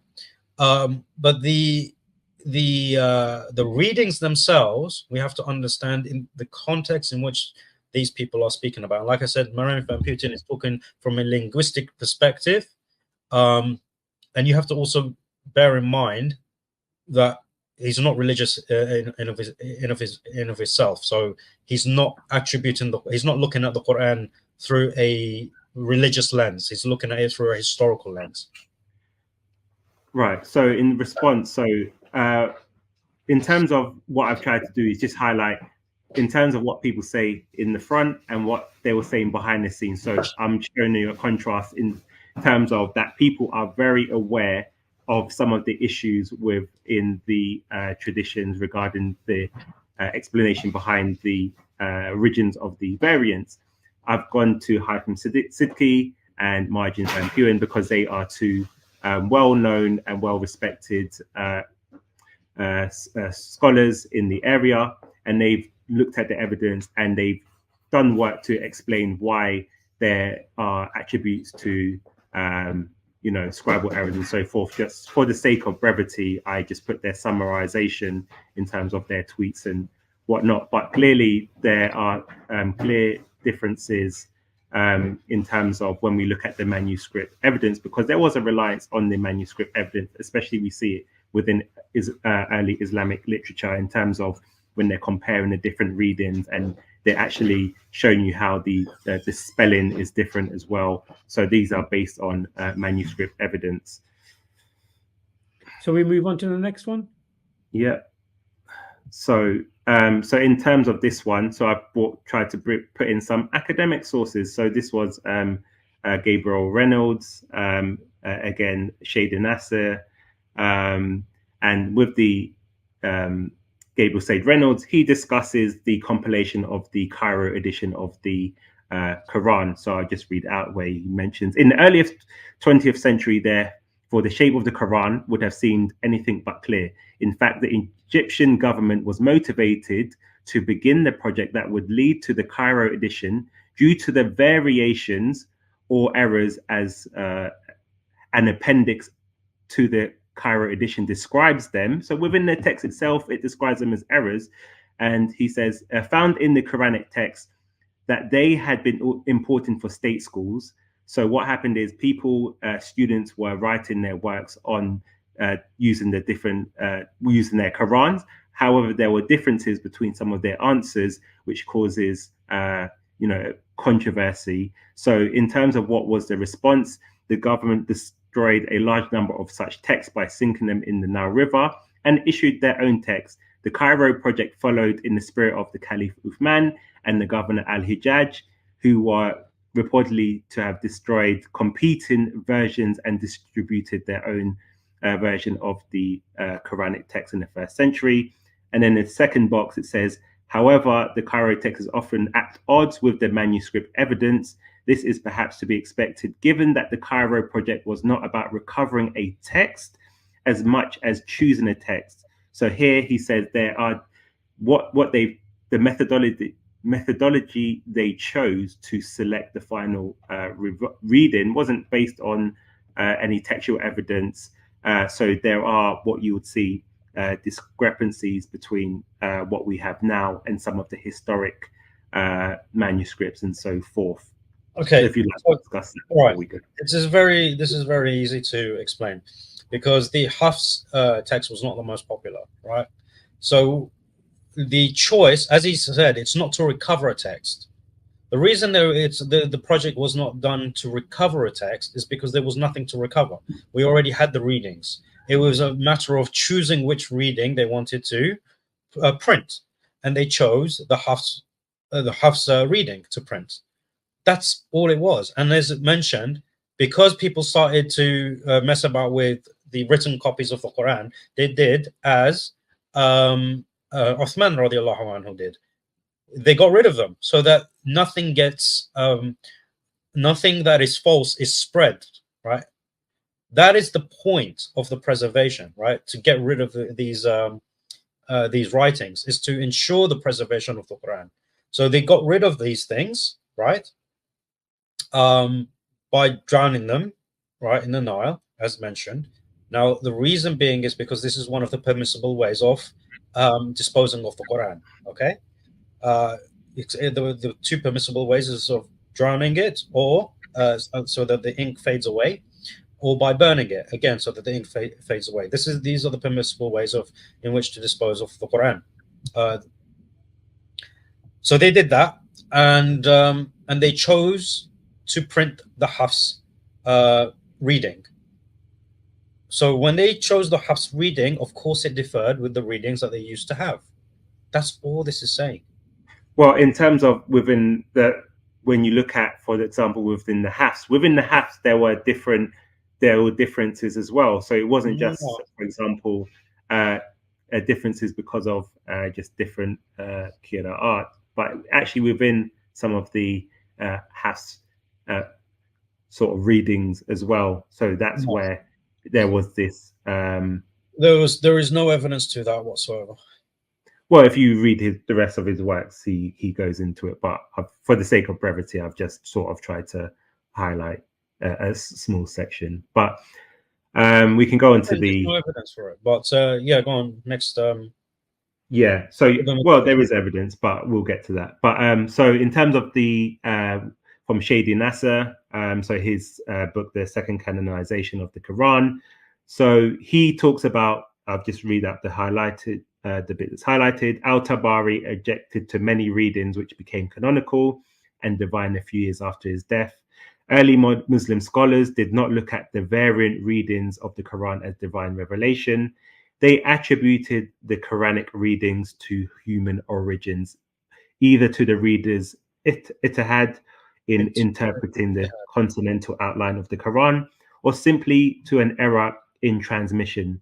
This position changed drastically in the later period, especially after the 5th or 11th century, where the canonical reading started to be treated as divine revelation, i.e. every single variant reading in the 7 and 10 eponymous readers were revealed by God to Muhammad. So this echoes actually some of the stuff that Yasser Qadi was mentioning in terms of the human development or the human elements within the Quran. So in terms of going to a scholar, Shadi Nasser, he has extensively looked at Tabari's work, and he makes the claim that Tabari attributed human origins to some of the readings. Yeah, so easy. Another easy point. Before I address it, I just want to address the comment section, because remember, I can see what's going on. I mean, subhanAllah, it's been 2 weeks and you guys are still butthurt about what is, and then we have this comment here. Sorry, but to be associated with soccer films, you need to be part of the insulting that we do to Islam. That's all right, sir. Well, like I mentioned, if you feel like you have the right to do anything you want, don't complain and spend 2 weeks harassing a person, which just makes you look like a joke. If you feel like you have the right to do anything, because then I have the right to do anything. All right. And your stupid emails that you guys keep sending me is just hilarious. So all you do is prove that you are just toxic, and that the people you follow are also toxic. That's all you're doing. That's all you're proving, right? And the thing is, the only reason that we do not insult any part of your religion is because Allah subhanahu wa ta'ala told us not to. Because if we let loose, I mean, I said something for 9 seconds, and for 2 weeks you guys were hurting about it. Imagine what would happen if we didn't hold our tongues because of what Allah subhanahu wa ta'ala told us to. All right? So let's make things very clear. Okay? And these guys ever thought that I would ever give them an apology. All right. Let's continue. All right. Right. So again, this is a very easy point. As I mentioned to you in the last stream, the Muslims didn't know about all the readings. Even today, as you said today, even today, there are many Muslims. Most of Muslims would think that there's only one reading of the Quran. It's no different to back then, right? Back then, people would have learned one reading of the Quran within their regions, okay? And they wouldn't have known about another. So, and it's not just, what do you call it, a Tabari. It goes back to Umar and Hisham. What did Umar do, radiallahu anhu, when he heard Hisham? He was like, no, this is completely wrong. This is a man-made thing that you're reading. It is not taught from the Rasul ﷺ. Grabbed him by his shirt, dragged him to the Prophet ﷺ, and the Rasul ﷺ said to him, no, this is correct. So this happened throughout history, whether by a scholar or by a layman, okay? If they weren't aware of reading, hold on a second. If they weren't aware of readings, they would have, the natural thing would have been attributing it to someone making something up. The reason why it became accepted as divine in the later periods is because it became more widely known. The Qira'at became more widely known, and the scholars were able to prove that they could trace it back to Rasulullah. That's all it is. So this is all that's being documented, is the history. But that doesn't make sense, because Tabari was aware of many different. Was he aware of all of them? No. He was aware. So if he rejected the canonical ones, it would have meant he was aware of the canonical ones. You couldn't reject something you weren't aware of. You would just be unaware of it. So, for example, when he talks about the difference between Maliki, no. He said which became canonical, right? So yeah, exactly. So you can't. It says he rejected. Tabari. Okay. Sorry, he objected. So he objected to many readings, which means object to something, you have to be aware of that thing. Right. Aware of its existence, not necessarily aware of its transmission back to the Rasul Sallallahu Alaihi Wasallam. So yeah, just to clarify, so when he talks about Malik, the example of Maliki and Maliki, he's aware of it, but he says one reading is preferred over the other because he is not. That's a difference.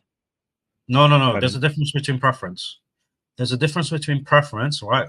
There are scholars that preferred one reading over another, right? And that's their own personal. Well, he said you would, if I can't remember which one, but he basically said if you choose one, and his exact words, you're majnun, which means, that's just more than a preference. So yeah, look, that's fine. These are the opinions of the scholars, right?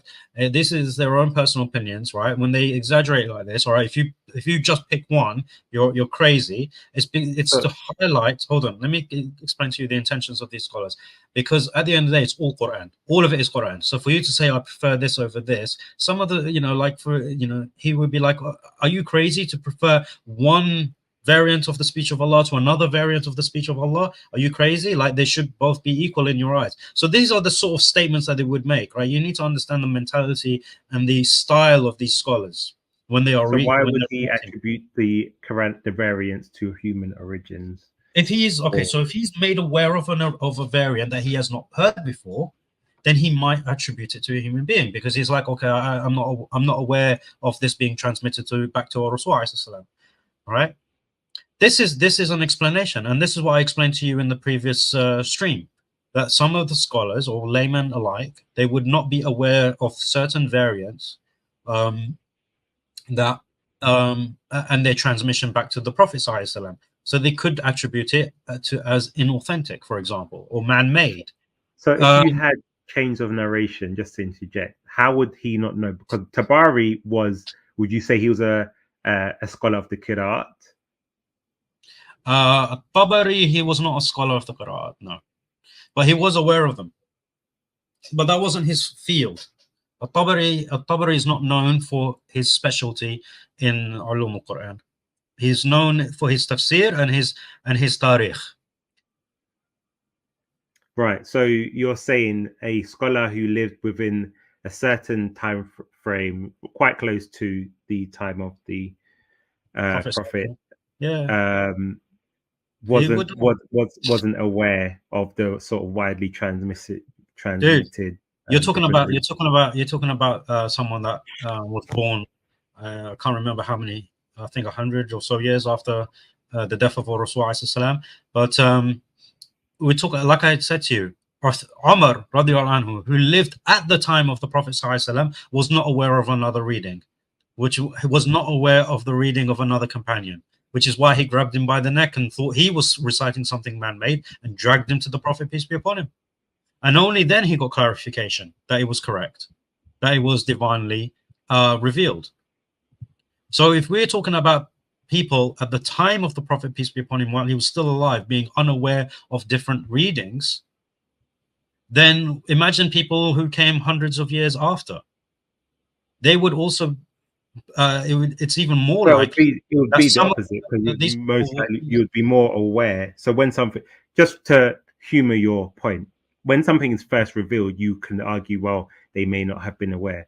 But then by the time when you have the canonization, and then you have sort of this is before here is commenting before Ibn Mujahid. At-Tabari came before Ibn Mujahid, right? Yeah, I'm saying, but in terms of, you said 100 years after Muhammad, so there would have been an awareness in terms of, you know, there's a difference. the chains of narrations of where it came from and so forth. No, the chains of the narration. example you gave The about chains of narration is not it's not a problem, right? It's simply hearing a variant that you are not familiar with. If you hear a variant that you are not familiar with, you're gonna ask questions about it. You're gonna have doubts about it, right? This is simply natural, right? But like I said, as the science, as the years went by, as the centuries went by, right, it became more widely known, right, about the qira'at and the different variants and everything. All of this stuff was getting documented more and more and more. So people, but that doesn't seem to add up, because if it was only several years after he died where you get the canonization by Ibn Mujahid, then you know, people, it seems who says 7 years? What it says, I think, where does it say? It says about 15 years. Yeah,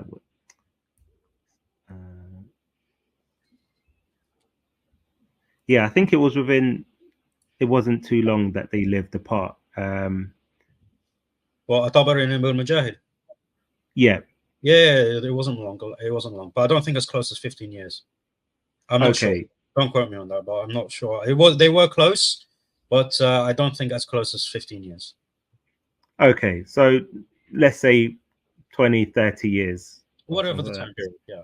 So you're saying he was ignorant, but then by that time, then because... But Ibn Mujahid dedicated himself. Look, again, Ibn Mujahid is known for in Ulum al-Qur'an. That's his field. At-Tabari, that's not his field. So again, there's not a like for like here. At-Tabari focused on tafsir and tarikh, right? Now, when you look at At-Tabari's works in his tafsir, you actually do come across the qira'at. He does mention the variants, right? In some of in the verses that he's commenting on, right, where he knows, but there were other variants that he wasn't aware of. So okay, so to simplify the question, what I'm getting at, so can you provide early Islamic scholars who made the claim that the readings were more attributed to divine revelation as opposed to human intervention or human origins? Yes, of course we can. Okay, can you name some? The Sahaba themselves, man.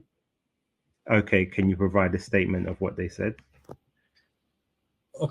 Okay, not a statement. They read it, right? So if they are reading it, they are reading it as divine revelation.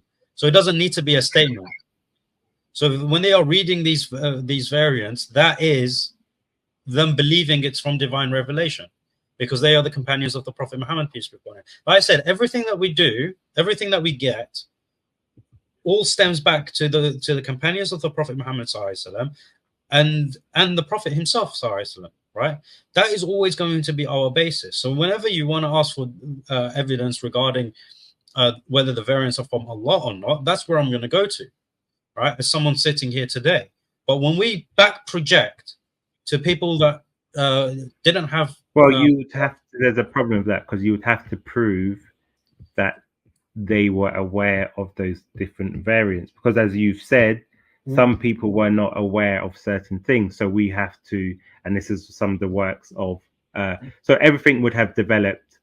For example, you wouldn't be able to prove anything pre-Uthmanic codex. No, we can't. So that's what our transmission. Okay, guys. Brother Yemeni, 1 minute just to respond, and then we move forward, please. Right. Okay. I don't need that long. I kept like the example I always give you, right, in this session. Ibn Mas'ud, his reading, we still have, even though it's pre-Uthmanic, right? He still had his codex. He was teaching his readings to the people prior to the codices of Uthman, and that tradition continued. So, hence why we have the reading of Abu Amr, which is one of the 10 that we recite today. So this in of itself is evidence that we know it's from divine origin, because we still have the chain of transmission going all the way back. That is our primary mode of transmission. That's what we are saying. Dive, inshallah. Let's move on. Okay, let's move forward, Paperboy. I'm just thinking about the time. We've nearly hitting the 2-hour mark. Oh, wow. I think if we don't mind speeding it up a bit, okay, then maybe we can do another part 5 in a conclusion, if that's okay. How many slides we got left? Let me see.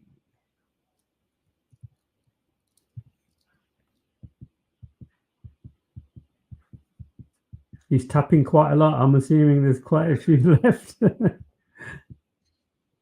It's about 15. However, some of them can be condensed because we could combine some of the slides, so we wouldn't necessarily. I actually feel, Brother Yemeni, this particular preservation of the Quran is done and dusted. I think, alhamdulillah, I think it's been answered. I think if there's another topic, well, then we move on to that. Yeah, this slide is very easy because I've already covered it by saying that it's got to do with the Arabic language, right? So it is one of the ways that people could tell whether something was correct or incorrect, okay? But the thing is here, there's another problem here. This narration was narrated by Dhahak. Dhahak is known to be weak. So that's the issue you have here. So this statement doesn't really hold much weight because it is a weak narration. Okay, so actually, and Dhahak never met Ibn Abbas. This is the problem. So that's fine. I just got one more slide in terms of the. Yeah, go on. Let's go to that slide. If you go to the other slide. So this is okay. So in terms of the, and we spoke about the variants within even the tradition. So if we go to Dahabi, there's a quote, and it says, Hafs was reliable in his reading, consistent and accurate, but not so in the transmission of the tradition.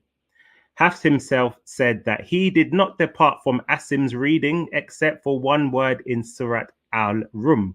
So Hafs, if you look at your Quran today, Hafs reads the word as Darfin, Duafin, in God who is whom shaped yourself out, whereas Asim read it as Darfin. So if we look at the verse, even according to grammatical rules, it should be read as Darfin. So we don't see that in the current sort of this is for what we see in Asim. We don't.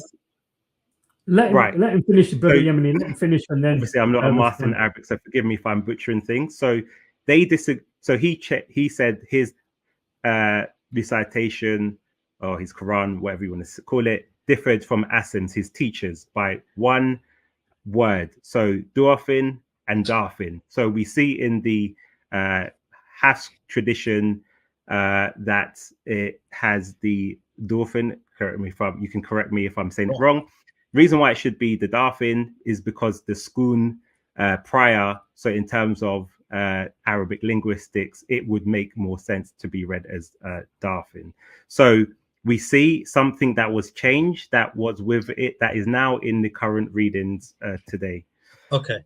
Okay. Brother Yemeni, if you don't mind, I really want you to respond in a way where that's fine. No problem. There won't be any back and forth, so we can. Yeah, okay, no problem.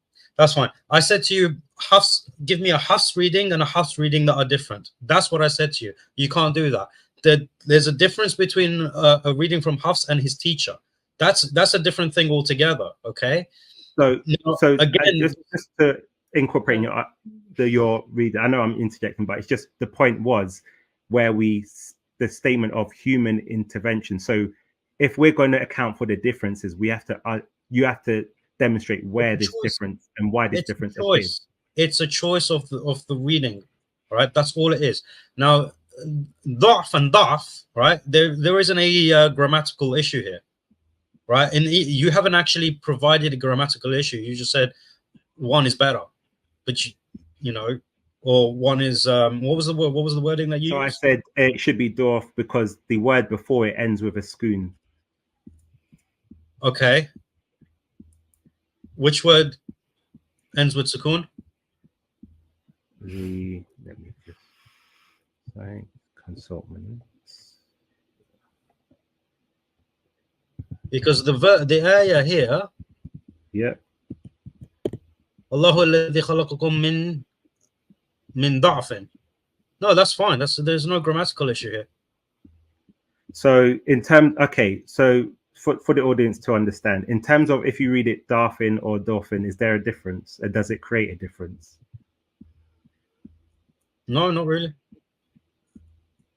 So there's no, in terms of grammatical reading. No, there isn't an issue there. There's no grammatical error here. So, okay, so what is Dolphin and the difference between Darfin and Dolphin? No, it's the same thing. It's just a way of saying it. Okay, so if Has was the student of Asim, that means the teacher would teach you his reading. Is that correct? Yeah, that's fine. So if your teacher has taught you Darfin, where would Has have got Dolphin? Because he would have known it from. It wasn't just the readings were. They didn't just get understand the readings from their own teachers. They did hear the readings from others. Because as well. Here's the issue: if you say they're the chains of narration, so this is the person, this was the chain. So Has goes to Asim, goes to whoever goes back. If you're saying he's taken even one letter or one word from somewhere else, it's then not a word. It's the same word. There's a haraka it's a haraka. Right. So why is there different? And that's what I'm saying. So where if your teacher teaches you Darfin, and in yours you read Dolphin, where is that difference coming from? This is taught by Rasul. These are all of this is taught by. But then wouldn't have Asim taught that to Hafs? He would have been aware of it, right? Asim would have been aware of it, but because of Asim's personal preference of his of reading, because you can't read them all at the same time, but you can teach them. That would make the chain. No, okay. So let me give you an example. Okay. Let me give you an example. In Somalia, the Somalians are known for producing hafad that memorize all 10 qira'at. Okay, but none of these qurra, right, would ever recite all of them, right, all 10. They would pick one and run with it, but they would still know the other qira'at. Right. In the same way, it would have been awesome. But it doesn't say that. He says he did not depart from As's reading except in one word. Okay, but it doesn't say that Asim didn't know the other reading, right? Like you said, again, you're speculating. We're looking for evidence. Who else are you going to learn it from? This is not speculation. Well, this is why people make the claim of when you look at within the traditions, there seems to be human intervention, preferences and intervention in some of the readings. Human intervention, right? Mm-hmm. In terms of preservation or a lack of preservation, is if you start changing what was originally revealed, inserting what was not originally revealed. This is not what happened. Having a preference is not changing the original. So can you show me where an original reading read as Darfin? Hold on a second. So for example, right, you can actually find it in that catalog that you showed, right? You'll find it there. This would be a shared reading, something that's no longer read, but it's documented because we know where it came from. Now the thing is like, for example, I was raised reading Hafs, like the majority of the world, right? But I still know about the other qira'at. I still know about the other variants. So if I became a hafid and I had a student, I could teach him both, right? And then he can go off and teach someone else. And the reading can change between me and my student. So I could be teaching my student Hafs because that's my preferred reading. But because I teach him the other readings, he could go off and teach someone else a Duri. for example, or Right. the riwayah of But, Ibn Kathir. but the problem is you haven't But still- shown where he got that reading from. You're speculating on, okay, we have different qira'at, it must be shads. This is But not. if this you're is not if the speculation. tradition is that your teacher is teaching you one of the readings in a particular way, you're then carrying that reading forward. No, this is So this is even if a teacher taught a different multiple recitation, you wouldn't say your reading differed from your teacher's, because you would say he taught me this reading and there was a difference in one word. I just gave you the example of how it could differ, right? But you've not given me evidence of how it did differ. It's a living tradition. I have, because it's a living tradition. You can demonstrate that today with the kids in Somalia. That again, you're jumping forward. We're looking at that specific time, because now, yes, it's not with changed. The standardization, people memorize it, but we the see tradition has not changed. The tradition has not changed because you've not provided sufficient. If you just said, well, people today have different readings, but it seems odd that his reading differed by one word, and we should then be able to find that one word in evidence previously. I know you're not privy to this information, but the problem is, if we look, we won't. And I'm happy for you to challenge me at a later date. Okay, brother Yemeni, please anyway, respond, look, and then we'll move on. Okay. Yeah. What do you call it? Look at this. Let me just quickly do this. Yemeni, you're making assumptions. What Paperboy has brought up is a big problem for you. If it was a big problem for me, I wouldn't have the answers on hand. What do you call it? But as mentioned, the reason why I'm showing you an example of today is because it's a living tradition. It hasn't changed. In the same way as the Cairo project, using the same tradition of Uthman, radiallahu anhu. The traditions of the Muslims with regards to the Quran has not changed in 1400 years. So me using something today is not back projecting to back then. It is exactly the same as back then, right? Well, you'd have to provide the evidence. You're making assertions that it is. Let's Yemeni finish. Let me finish. Otherwise, it'll be back and forth, and then it would just never end. And sorry, Paperboy, but otherwise it just go on.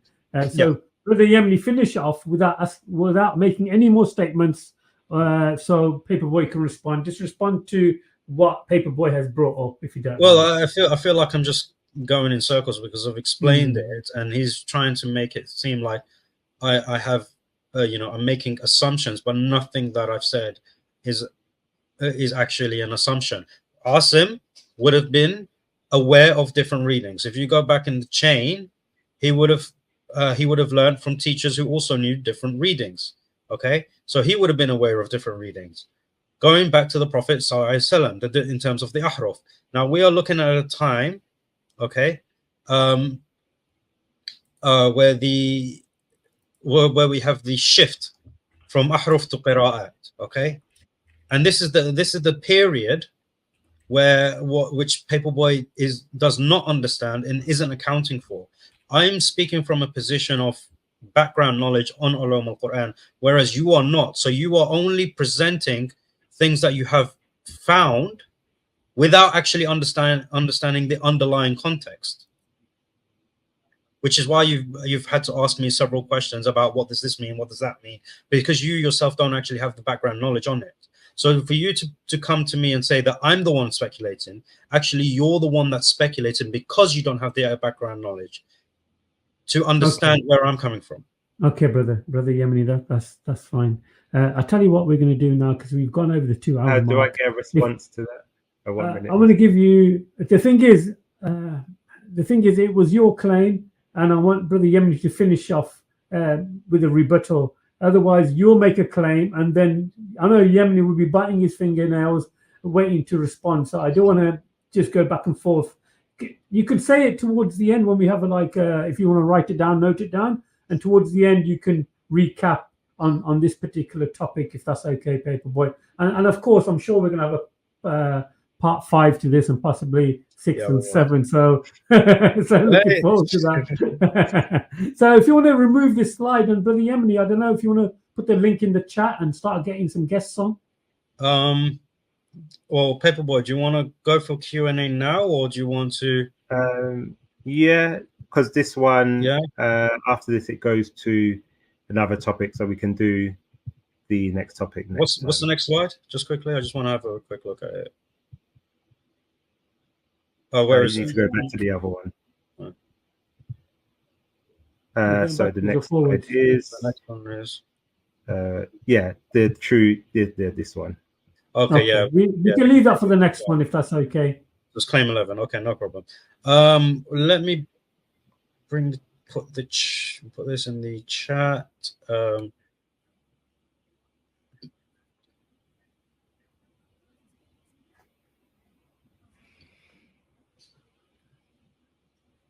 Of course, brothers and sisters, I don't know if you've been watching, Brother Yemeni has been playing chess, and I'm sure he'll be doing another show where he'll invite any chess players to come on and challenge him at playing chess. And I've got to warn you guys, he is pretty good.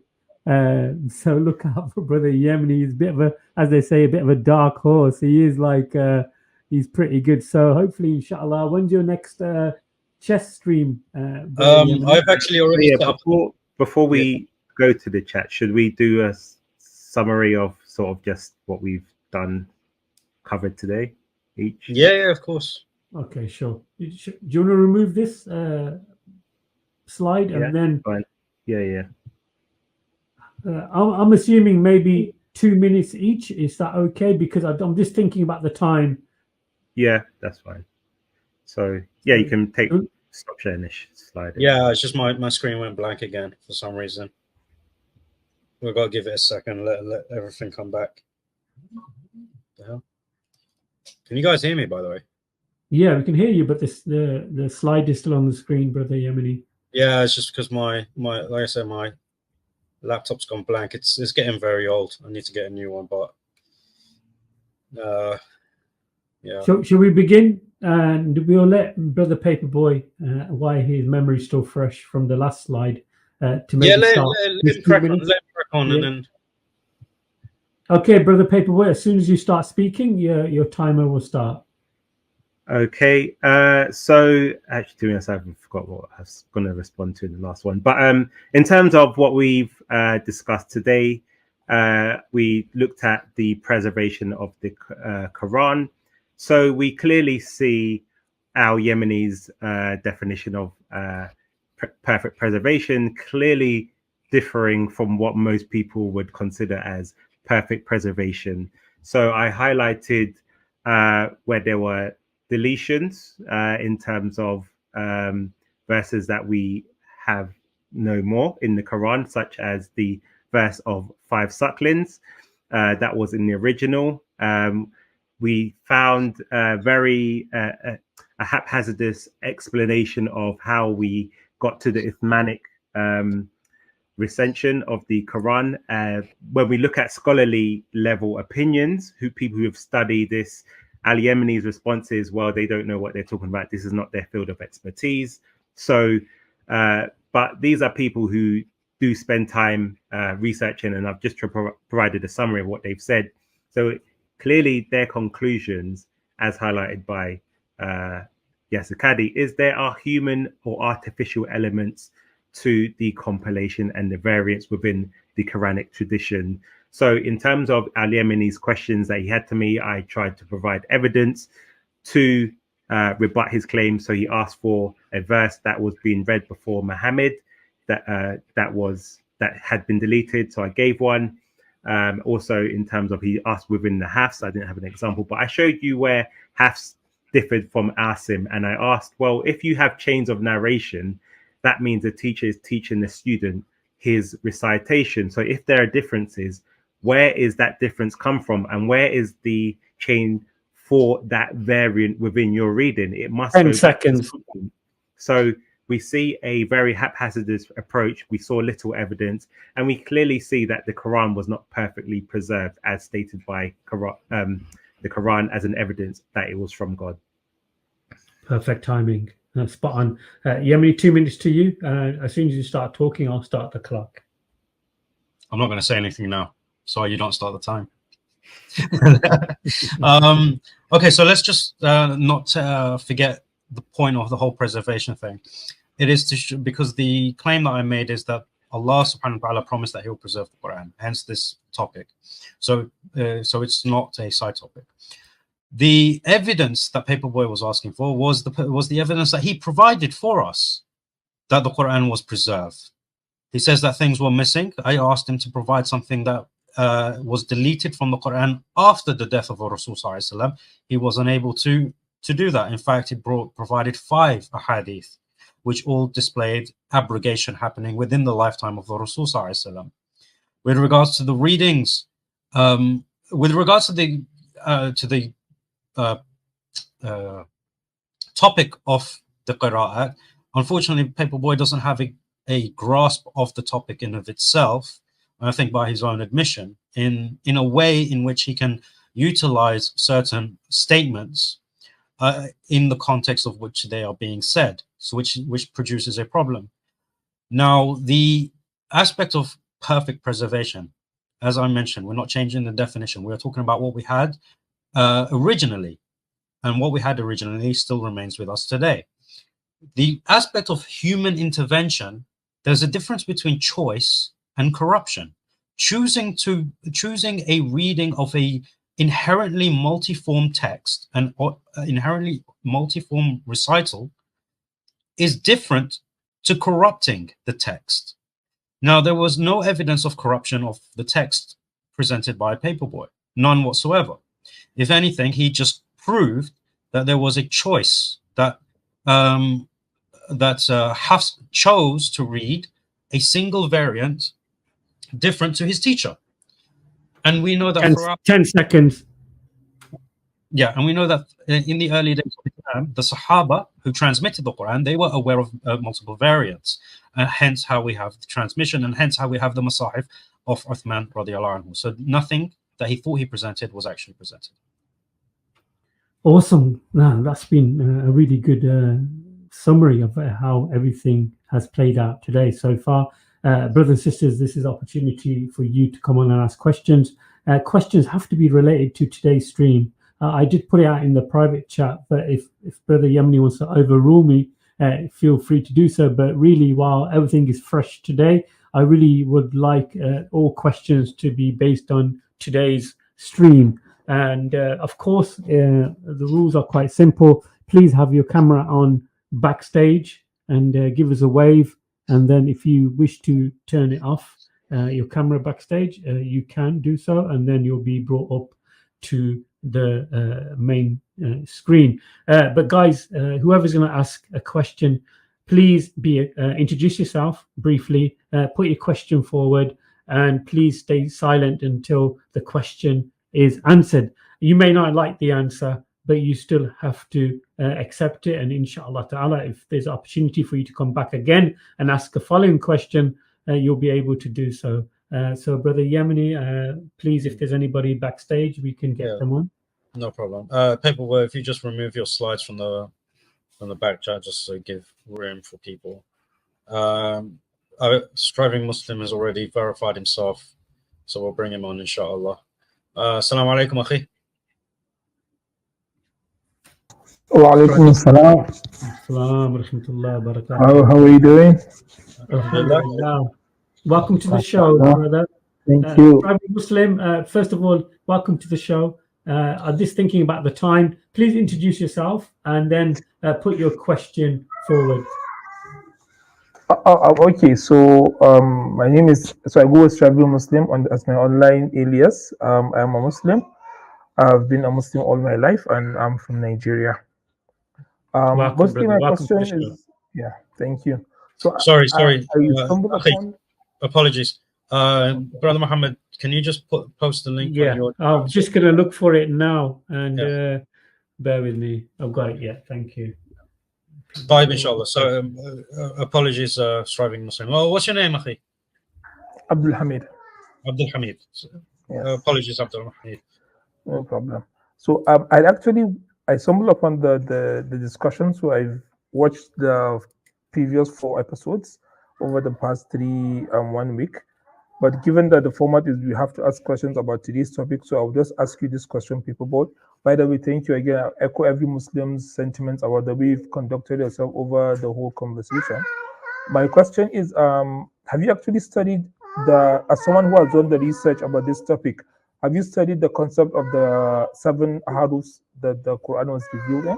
Have you studied that concept in its own before you go into the issue of preservation? Good question, Striving Muslim. You got the question, Brother Paperboy? You're muted right now.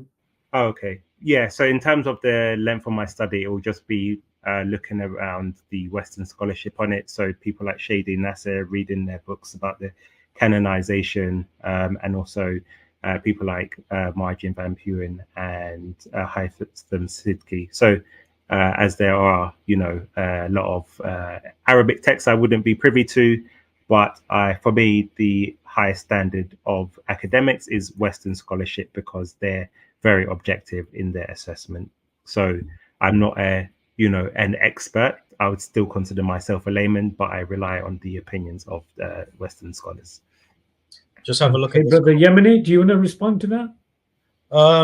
Well, yeah. I mean, at the end of the day, Paperboy is being honest in his in saying that he's learning from secondary sources and he's not privy to the primary sources.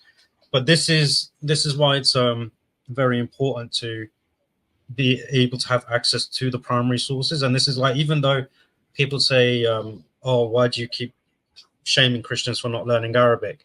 Well, the reason is because you decide to speak on topics on the Arabic language and then do nothing to learn the language. Whereas I see when Muslims start to speak about the original texts of the Bible, they would actually be trying to study at least the portions of Greek and Hebrew that they need in order to understand those passages. So I would expect the same from Christians. However, like I said, this comment here, Haytham Sidki was on Blog and Theology with Brother Paul, and he actually mentioned that all manuscripts to actually check out, i.e. that there isn't an issue. So what are we actually talking about? And I think this is, like I said, Paperboy is drawing conclusions from secondary sources, not having the understanding of the background from the primary sources. That's where I think the issue is lying. Okay. Thank you for that, Brother Yemeni. I just want to, I'm thinking, I know, Paperboy, I know you want to respond, but we have to move on to the next questioner. If there's one backstage, Striving Muslim, thank you. And please don't forget to like and subscribe to Brother Yemeni's channel and check out his chess stream. If you play chess, look out for that next stream. But Jazakumullah khairan, brother. May Allah protect and preserve you and your family. Assalamu alaikum wa rahmatullahi wa barakatuh. All right, we'll bring Brother Faisal on, inshallah. Assalamu alaikum. Wa alaikum assalam wa rahmatullahi wa barakatuh. How are you brothers doing? How are you doing, Paperboy? Good, thanks. Nice to see you again. Nice seeing you as well. Yes, so I just want to bring up something because I know this is sort of when Christians and Muslims are discussing this, a number of times this is brought up that the Western academics are neutral. They don't have a bone to pick with either side, and that this is all, they're being very objective. I don't agree with that presupposition. Firstly, because all of them are presupposing naturalism. They're not looking for all of the information that is available and making a judgment using all of the evidence that is there.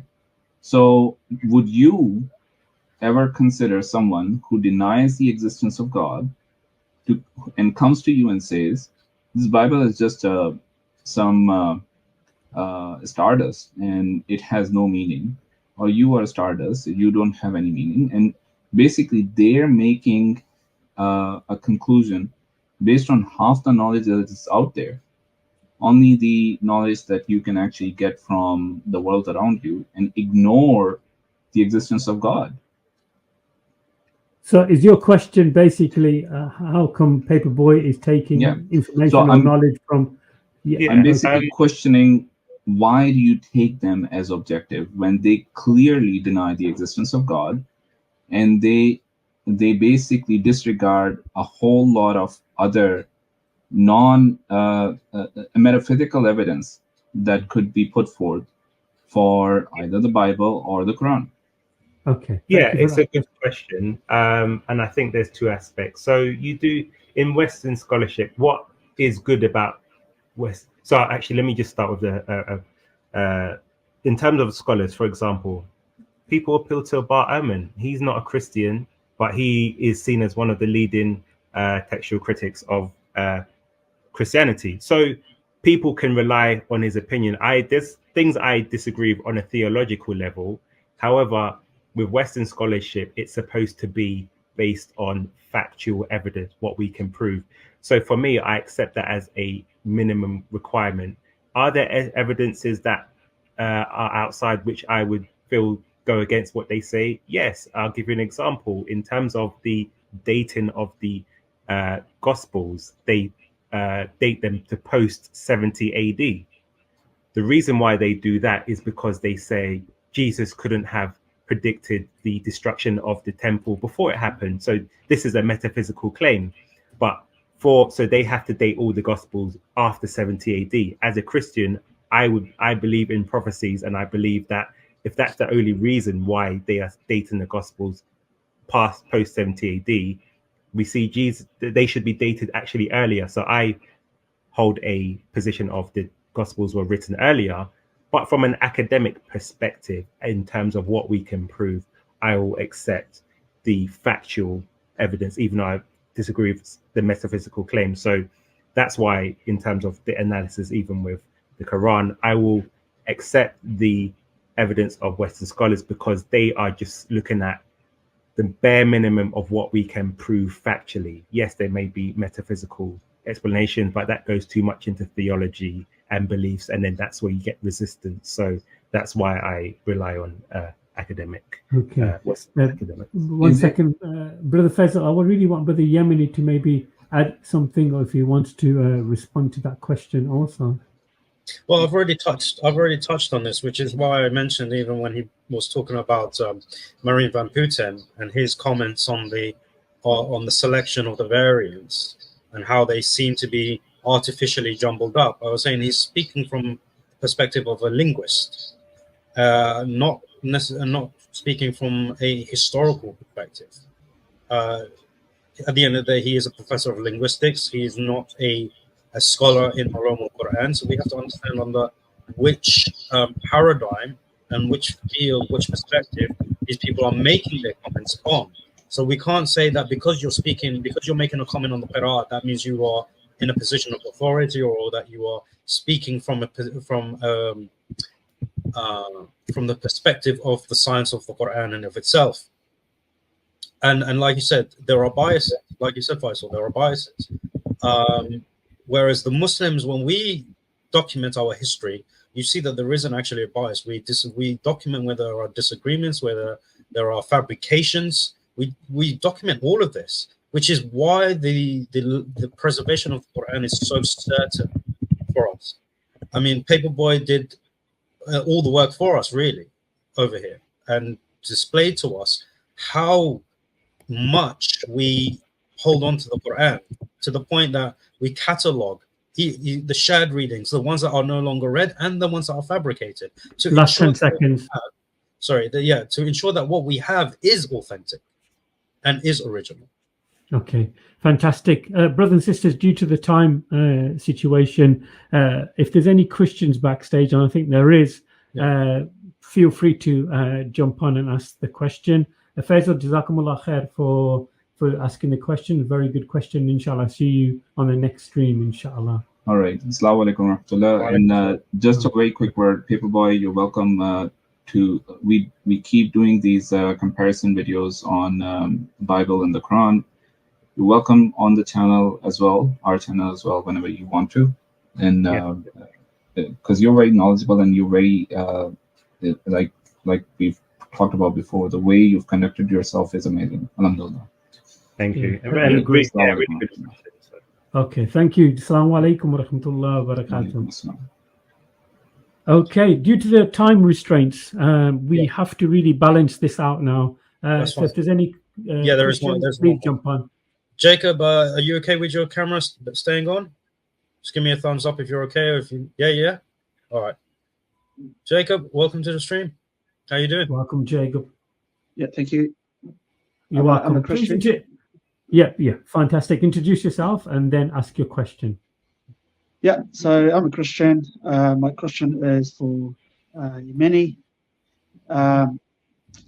If the Quran is perfectly preserved, I'll just go back to the interview that Mohammed Hijab had with Yasser Qadi. Yeah. If he was so confident that the Quran was perfectly preserved, why couldn't he just answer the question, which Quran would he write on the blank piece of paper? Yeah, that's not a problem. Confident. Yeah, that's not a problem. The thing is that interview caused a massive stir up in the Muslim community because we knew that it was a mistake on the part of Mohammed Hijab to interview someone who's not an authority on the subject. This was a criticism that came from that interview, and we maintained our position. Right now, Yasser Qadi is not an authority. However, it put us in a position where we had to start addressing the topic of the qira'at, and this we have been doing since thing. Now, if you ask me which what I would write down as the Quran, I would say any of the readings. So, okay. I mean, okay. Since the fact that you're the only Christian and probably the last questioner, I will let you ask a follow-on question to be quite fair, because we have two previous Muslims, and you can ask another question or you can follow up with your question. Thank you. I appreciate that. Yeah, like my follow-up question would be probably not related to my first question. Sorry, I just wanted to ask another question. Before when what's her name? The Christian lady from. Before you ask your second question, can I just respond to the first one and then you ask your second one and then? Oh, good point, Paperboy. Thank you for reminding me. I appreciate that. Yeah. So I would say in answer to that, and hopefully that was demonstrated within the presentation today, is that where there are holes in terms of the narrative, excuse the pun, but Al Yemeni said, well, this must be the case. He wasn't able to provide any actual evidence. And in academics, you have to provide evidence for your claim. So that's why I appealed to, for example, the writings of, the Gospels. I believe they predate it, but that's not evidence in itself. So that's why scholars would say, well, they're written post AD. So what we see is a lot of assertions into what they think would have happened, but they provide little evidence. So if, for example, the verse of 5 sucklings, do we have any like mutawatir hadiths where they are confirming that this happened? No, his response will be, well, this must be the case because we didn't see it in their Quran. So from an objective perspective, you cannot say what was in the original Quran because there are things that are later developments. The answer would be, well, we have a chain of narration, so therefore it must go back to the Prophet, and therefore it was in the original Quran. But objectively, you cannot piece those gaps together. And just the last point, when I mentioned the Battle of Yamama, it was compiled, but then Uthman compiled it again. So, but then what you wouldn't have needed that process if Muhammad had perfected the religion and set everything in front of everyone and everyone knew, but then we see the disagreements and whatnot. So this is why that statement came to hold standard narrative. Sure. We are gonna. I know, Brother Yemeni, I understand, but we have to give Jacob another opportunity. Of course, to ask a question. So Jacob, go ahead with your question, please. Thank you for that. My next question is, why did Uthman burn the other Quran if there's only one Quran? Why did he burn the other, what do you call it, manuscripts or other readings of the Quran if it's just the one Quran? Yeah, sure. So the one Quran, it's not about because it's just one Quran. That's not the reason, right? The reason is because the people who had their personal copies, they would scribe other things into them. So you had some of the Sahaba that would scribe a hadith, right? Hadith into their margins. Or, for example, in the case of Ibn Mas'ud, we hear this thing that has been popularized by Christian apologists, that he had 116 chapters in his Qur'an, when it's actually not. It's actually 114 chapters, right? And 2 qunut, which are 2 prayers which we recite during prayer. But the Christians thought it was actually 2 additional chapters of the Quran. So hence that same confusion that the Christian apologists have today is the same reason that Uthman radiallahu anhu burnt the other copies, so that people don't make that mistake and don't assume that things that are written in someone's codex or personal copy is then later thought to be part of the Quran. That's the reason. Okay. Paperboy, you'll have a minute to respond, because I'm thinking about the time aspect. So you've got a minute to respond. Go ahead. Yeah, and I think it's a very good question you've highlighted, and this is where a lot of the Islamic problems stem from Uthman's intervention. The reason why it's problematic is we see, for example, Ibn Mas'ud is one of the people we were told that the Muslims are told to learn the Quran from. There was fights with him and Zayn ibn Talib, and what was in his codex was burnt as well by Uthman. Now, it wasn't done by Muhammad, so what gave Uthman the authority to burn what was in his codex and some of the recitations? That's why they're not in the current canonical verses that we have today, and most Muslims wouldn't be aware of those verses if you recited it to them. So that's a very big problem, that Uthman did something that Muhammad himself had not authorized. You had 5 seconds left. Thank you, Paperboy. Jacob, thank you for joining us. I think you'll be the Thanks last for the question. questioner. Feel free to join us next time. I think next time will be next week, inshallah, God willing, on a Monday or a Tuesday. So stay tuned for part 5. Probably be up to part 7. I'm really looking forward to it. But nevertheless, thank you for your questions. Thank you for your questions. Yeah. Also, thank you, Paperboy. Thank you. You're welcome. Cheers, mate. Thank you, Jay. Thank you. Sorry, brothers and sisters, we have to really have no more questioners, and hopefully you can join us next time. If you want to do maybe a minute each quickly, just to wrap it up, but no more topics, just whatever you spoke about today, stick on them. Otherwise, everybody will be biting their fingernails and stuff. So, Paperboy, you want to go ahead? Do you want to go first? Because I know you've got to go. So, if you want to go first, you can have a minute starting from as soon as you start speaking. Yeah, I just want to thank you both for the moderation and Yemi for the debates. I hope the audience finds it, educational. We've had a good back and forth. And, obviously the purpose of this is just to sort of present our arguments. People may disagree or not agree or disagree, but for the audience to decide. And I've tried to at least bring evidence to support what I've saying. And just to summarize, as I said, we clearly see, for example, Muslims will say, if you say to a 5-year-old child, describe God, they would not describe a Trinity. It's counterintuitive. In the same way, if I went to that same 5-year-old child and said, describe perfect preservation, they're not going to come out with aruf, qira'at, and all of these sort of things that we see within Islamic literature. So, if the perfect preservation is supposed to be a sign from God to people, it's not the greatest sign to people because it's too confusing. It's too convoluted. One text that's preserved, no changes, that's what people would see and accept as perfect preservation. But we see too much, 10 seconds. Too much just errors, or you're looking for the right words. But even when scholars analyze it, they don't come to the same conclusion of perfect preservation themselves. Thank you, Paperboy. Thank you for summarizing that. Appreciate that. Brother Yemeni, as soon as you start speaking, I'll start the clock. So you got a minute. No problem. Well, as regards to authorization, the Prophet ﷺ did give the authorization to, as he mentioned, to the Muslims, follow the 4 rightly guided Khalifa. So that's what happened.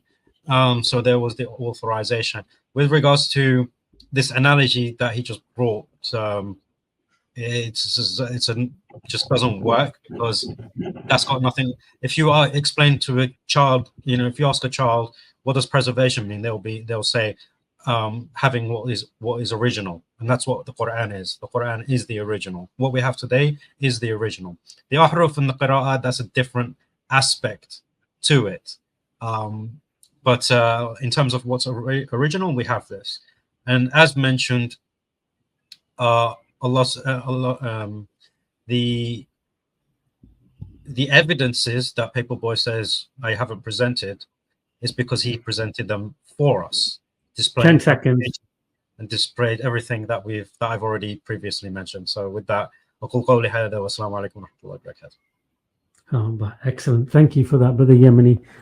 Guys, I know it's very frustrating in the chat, but it's very difficult also to be a host and a moderator. So I'm trying to balance everything, and inshallah, hopefully I've done a good task and a good role. But we have displayed to the world that we can have a discussion without any insults and any negative behaviors, and it's been really amazing how these two gentlemen have really, for the last 4 shows now, have discussed the topics of the Quran and the Prophet Muhammad, peace be upon him, and much more, and had a nice civilized discussion. So we got to keep it moving in that direction. And with a big shout out to all the moderators for your help. I really appreciate it. And guys, don't forget to join us for the next one. Hopefully it'll be next week. And also don't forget about Yemeni's chess competition. Brother Yemeni, if you want to put the link, go ahead, brother. So let me just I did say I was going to put this on the channel, but inshallah I will. Just before I do this, I think Paperboy is a good example of how guilt by association doesn't always work. It's not always the rule. No, Brother Yemeni, I know it's your show, but I really do want to go there. Okay, because Paperboy might want to reply, and then it'd be a back and forth, and we'd definitely be a part. I'm just making it clear that despite his association with Soko in the park and online, I just want people to be very clear with the people that he is an exception to the rule, and he's displayed that. It's proven in his own character and his own intellect and academic ability. So that's all I want to say. But moving on to the chess. Let's share my screen quickly.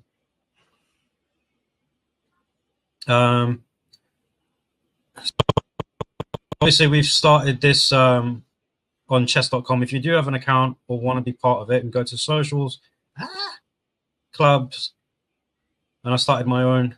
What is going on? Oh no, it's because I haven't logged in. That's why. Let me log in.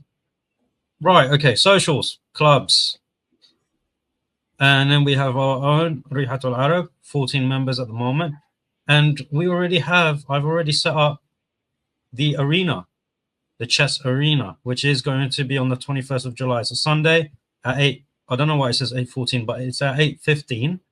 So, but we stream at 8 o'clock, and then anyone can join in at any time. We will run for 2 hours, 10-minute games, and we will have, and we'll see who wins the most games at the end of the 2 hours, and you get paired up based on your rating. So, if you do want to play chess, and you have a chess.com account, then find Rihatul Arab. I'll put this in the chat now. Check this out: Paperboy versus Yemeni on chess.com. Do you play? Unfortunately, I don't. I used to when I was younger, but you'll probably beat me comprehensively.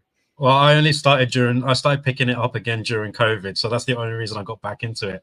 But like you, I used to play it when I was a kid, then I stopped. But yeah, so that's join that, and then on Sunday the 21st we'll do this, and I have a special